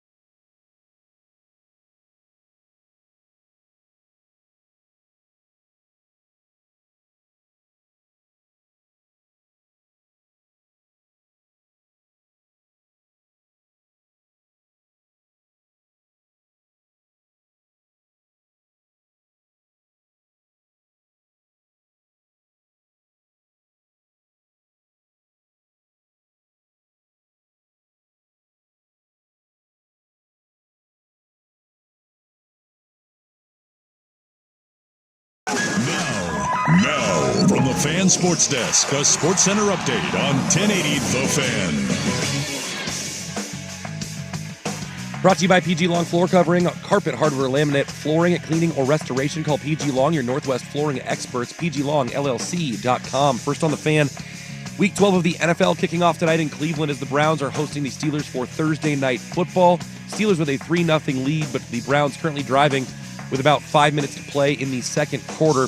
Down in Santa Clara, 49ers quarterback Brock Purdy left practice with a sore throwing shoulder today. He's listed as questionable for San Francisco's game at Lambeau Field this weekend. On the college gridiron, a massive pickup for Coach Prime as Colorado Buffaloes earn a commitment from 5-star quarterback prospect Julian Lewis. And Colorado two-way star Travis Hunter confirmed today that he will be entering the NFL draft at the end of the college season. On the hardwood tonight, a battle of undefeateds at Gill Coliseum as the Ducks visit the Beavers in Corvallis. 7 o'clock tip-off right here on the Fan. Pregame coverage starts at 6:30. Oregon favored by 6.5. More sports scores and stories in 30 minutes. I'm Ryan Buckley at the 1080 The Fan Sports Desk. Listen live or on demand on the Odyssey app, the Fan's desktop player, or tell your smart speaker to play 1080 The Fan.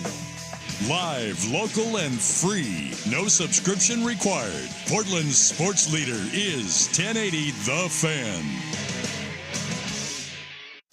The following show may contain adult themes not suitable for children. Shut the hell up. Club 1080 with Isaac and Souk. It does go well with a chicken. I didn't know hanging out with you was making me smarter. Full disclosure, Morty, it's not. Temporary superintelligence is just a side effect of the mega seeds dissolving in your rectal cavity. Oh, man. Yeah. And once those seeds wear off, you're going to lose most of your motor skills, and you're also going to lose a significant amount of brain functionality for 72 hours, Morty. Starting right about now. Club 1080 with Isaac and Souk is brought to you by Pub Beer, the official beer of Cheap Fun. This is a conversation that I've tried to have. He did a lot of it. Germany's a great city. I'm gay. What is the Colorado Rockies? Space Force. Yeah. Head coach. What? Hi, I'm a balloon. Bye. Kick the ball, you little bitch. Should take a guy that won't be ready to play for at least 4 years. I feel like a total idiot. They're always upset. You've made it. Excuse me. Quite many days. I would crush you. Merry Christmas, B. Rocking you on a Friday. Why did I say that? My son is an idiot. Was that Gary Anderson that said he would crush you? Yeah. That was at Pac-12 Media Day, and we were talking to him about racing. Oh. Do you remember that? Yeah. Running a race. Yeah, he was real skinny, right? That was he lost a bunch of weight, and he never really liked us, I don't think, all that much. And he looked us straight in the eye and said, I would absolutely crush you. Yeah, because you were doing some. How about that? You were doing some running back then, weren't you? No.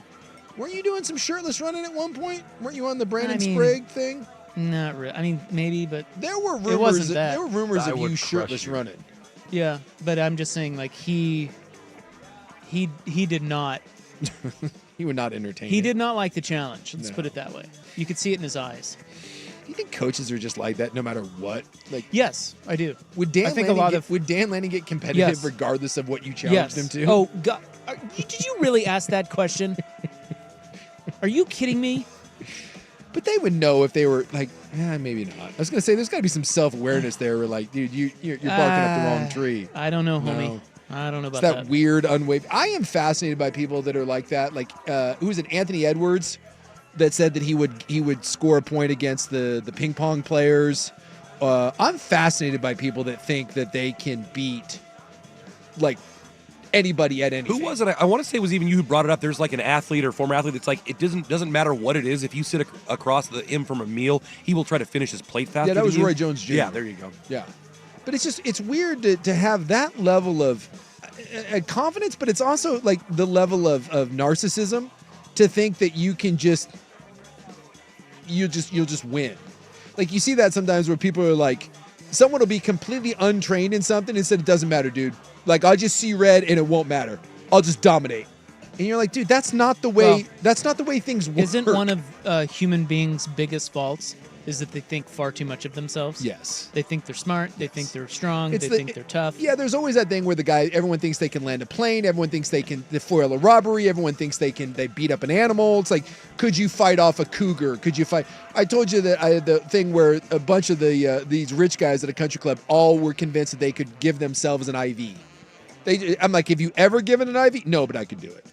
Like you could put a needle in your own. Oh yeah, no problem. People way overestimate themselves on pretty much every level. Yes. So did you see so Matt Gaetz is not going to be Attorney General. No, he stepped down. Yeah, because he's saying it would have just been a really bad distraction, is what he said. What would have happened is he would have come out that he paid a 17-year-old for sex. Yeah, he's being investigated for federal sex trafficking charges. Like that's why you stepped down. Look, I'm not here to talk politics, although I am. That's exactly what you're about to do? No, I just want one thing about Gaetz, and I don't care what your political affiliation is. Can't we all agree that there is no man or woman, and there's a lot of schmucks on Capitol Hill, as you well know. Yeah. There is no man or woman widely despised as that guy. He's and right it's up there. both sides. Yeah. Like you see interviews with both sides about him of fellow constituents of his up on Capitol Hill, and they roll their eyes. They're like, "Yeah, that effing guy." Seriously, no one likes that guy.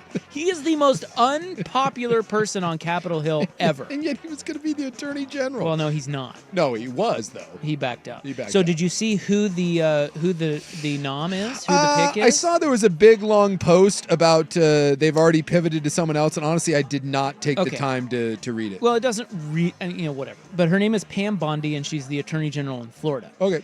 And the only reason I bring this up is because I believe that Donald Trump has put together the best-looking cabinet in American history. I see Pam here. Okay. She's pretty hot. Yeah. I mean, you know. Pam's cute.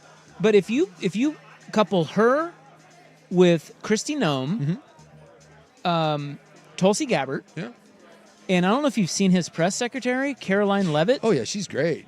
Well, even that Pete Hegseth guy. She's He's a smoke show. TV host. Pete Hegseth? Yes. He's a handsome guy. Dr. Oz is a Dr. good-looking older Oz? guy. Yep, Are we yep. going with just like... I think it's the best-looking cabinet in American history. It's got to be. Pam It's the Bondi. judge a book by its cover cabinet. Yeah, by the way, Pam Bondi's 59. She looks great. Yeah, she doesn't look 59 She at looks all. great for 59. And can we at least give him credit for nominating someone who was an attorney general as opposed to someone that was paying 17-year-olds for sex? You know who else is hot? Goes on the hot list? Mike Huckabee. Yeah. That guy. Chose him. You like a little religious Southern guitar playing? His daughter is? There's no way she's 59. Yeah, Seriously, look at Pam pictures. Bondi's 59. That's crazy. I like that you think Mike Huckabee's sexy. Better looking, Mike Huckabee, Sarah Huckabee. Is he the one with the large adult sons? Mike Huckabee? You don't know Mike Huckabee? No, Sarah? I know, but is he the one with the large adult sons that What does that mean? Large adult He has these two. I think he's the one who has these two kids that are these like giant twin looking. I think, my God. How did I not know about this? Whoa. Dude, they're like four spins. Yeah. That's what I'm talking about. Whoa. I had no idea. I'm not trying to be rude. Like I mean, it wasn't me. Internet has dubbed them Mike Huckabee's large adult sons. Dude, if you Google Mike Huckabee and then put an L, it pops up. Wow. Yeah, they are. By the way, they have one of those weird photos where they're all dressed alike. But yes. And by the way, makes them look like little kids. Let me just say for the record that when you're that big, you should not be wearing stripes, or matching. Or matching. But look at although the dog. vertical stripes are supposed to slim you.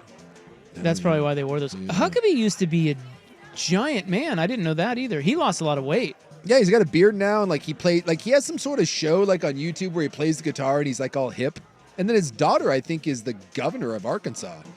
Well, anyway. And she used to take a lot of flack. People made fun of her for her looks, which is mean. Don't do that. Yeah, don't do that. Only the brothers, not the girls. Well, look, right? Isn't that what we... I'm just saying, dude, it's got to be hard when you didn't ask for that. You just were raised in a public family and you happen to be a girthy individual. You know that's not fun. People coming out of the woodwork taking pot shots at you. No, it's not. No. Anyway, I think that Trump has the hottest cabinet ever. You know what? And I'll go to my grave with that. There's got to be another one. I would love it if he's picking solely based on that. Where's the Boebert gal? She's pretty hot.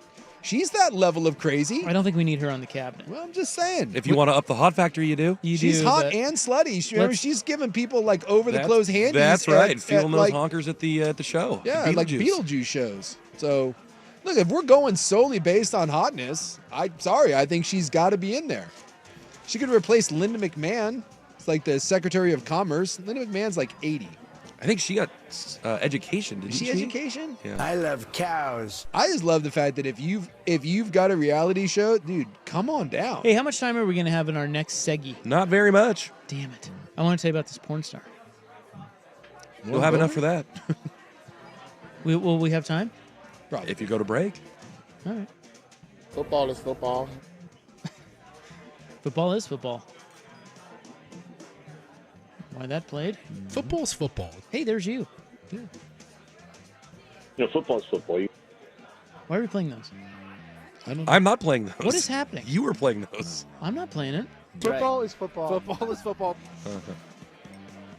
Guess we'll get to that porn star story tomorrow. And so you got to do football. All right. Well, we'll see if I can get the porn star story in next on The Fan. Oregon Ducks football is on The Fan. Gabriel steps up.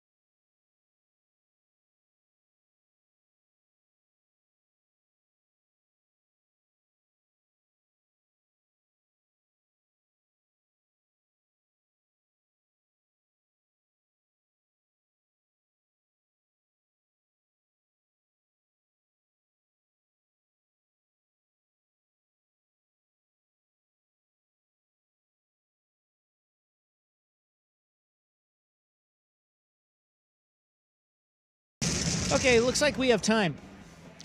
Squeeze it in? Yeah, we're going to squeeze in some porn news. Let's do it. Before your super hot Ducks Beavers pregame show. So her name is Bonnie Blue. She's a porn star. Bonnie Blue. We're Googling. She and a friend. Yeah, she's on. She and a friend, a fellow porn star, were both deported from Fiji because they violated their visa filming OnlyFans content over there. Yeah, can't do that. But she is under fire on the social meds because, and she's British, by the way, and she recently got kicked out of Australia as well. So she's getting booted a lot of places. Things are going great for her. Yeah. But it's probably great for her OnlyFans, though. She's drumming up a lot of... exactly. She's in the news. She knows no what she's such doing. thing as bad publicity for porn stars. That's right. So she's been called out because of a disturbing sex act that she claims that is beautiful. She claims it's beautiful, and everybody else is like, what the hell? Oh, boy. Do I even want to know? Well, I don't Got any guesses? I don't have to tell you. Well, she's claiming it's beautiful, and everyone else is... I got a bad... What do you think it is? I don't want to even Let's say. go through all the sex acts, one by one. Well, she's claiming it's beautiful. Does this involve, like, her sister or something? No. Does it involve, like, a hot sister or, like, a hot family member?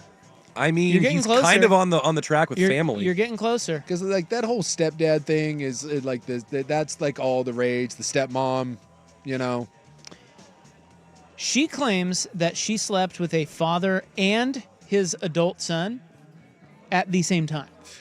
Oh. And, of course, people are like, what? Yeah. But she's like, oh. So she went on a YouTube show. Said it was great, huh? Well, she said, I think it's brilliant to have that much of a good relationship with your son. For the son to have that much of a good connection with their dad, I think it's fantastic. Boy. Too many people, especially the 18-year-olds I knew when I was at school, would argue with their dads and not get on. I think to be able to come with your dad and sleep with me, it's great. Oh, yeah, I meant like don't. Yeah, No, it wasn't. No. That was like show up like yeah. Be there. That turn of phrase. Yes. Yeah. Did Sounded you bad. dump that? Wasn't. Dump that. Boy. What do you think? I've turned into John Anthony. You've turned me into John Anthony. I've got it. You want information? Well, I told you. I don't know if I want information. What do you think? Well, what do you think? Beautiful or disturbing? That's disturbing. I love my son, and I have a great relationship with my son.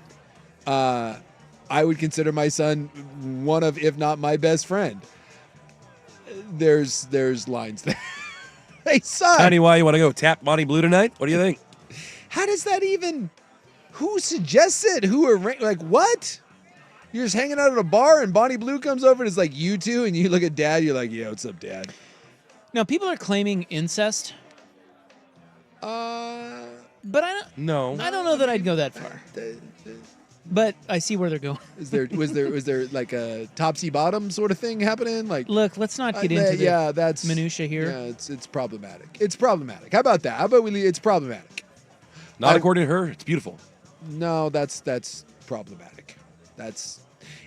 I'll just say this right now. If you are doing that with your father or you're doing with your son, you have serious problems. It's a bit of a problem. It's more than a bit. That is a massive. Well, let's not get carried away. Well, she is hot. She is hot. And apparently the father-son are both into it, so. Boy, there's some things you can't unsee. And I'm... Which is worse, the son being able to picture the dad or the dad being able to picture the son? Definitely the son picturing the yes, dad. That part. That is definitely worse. Now I'm trying to picture him like bro hugging afterwards or like high five. Hey, son, a few pointers. Want me to go get your towel, Dad? Yes, please. I have a few thoughts. Oh. On your techniques. See, this is one of those I think a lot of dudes out there are like, dude, I would do this until push comes to shove and you're not doing that. There's just no way. You think a lot of dudes are saying they'd do that? I think there's a lot of really trashy people that if you put them in that situation would be like, whatever, you don't. Hell yeah, son. Well, it would be their only opportunity to be with her. Yes. Is if your dad is there. Yeah. Now you put it that way. Yeah. But then when you get in that moment, you're not close. No, God, no. I can't. That's horrifying. It's a horrifying thought. Jack Robb? Shut up. You don't have to. Gross. Picture him in some flannel. Is he wearing his socks? Then you go out and have a catch. Hey, Dad. Dad. Dad. Picture my dad in his side hair. James Earl Jones narrates the aftermath. He's wearing some... I don't know why, but whenever I picture like an old man, I think of like the 80s movie where the old man's got those sock garters on. They keep his black socks up. Well, maybe it's going to do it. Maybe a white undershirt that he's wearing. Is there a hole in a sheet involved? Coming up next, you've got Ducks, Beavers. That's a hell of a transition right there. College basketball for you. And our show returns back tomorrow. Joey Harrington will be a part of our program. If you missed Dan Lanning, I don't know, you can go podcast it or something. We'll be back tomorrow, 3 to 7 on the Fan Connect.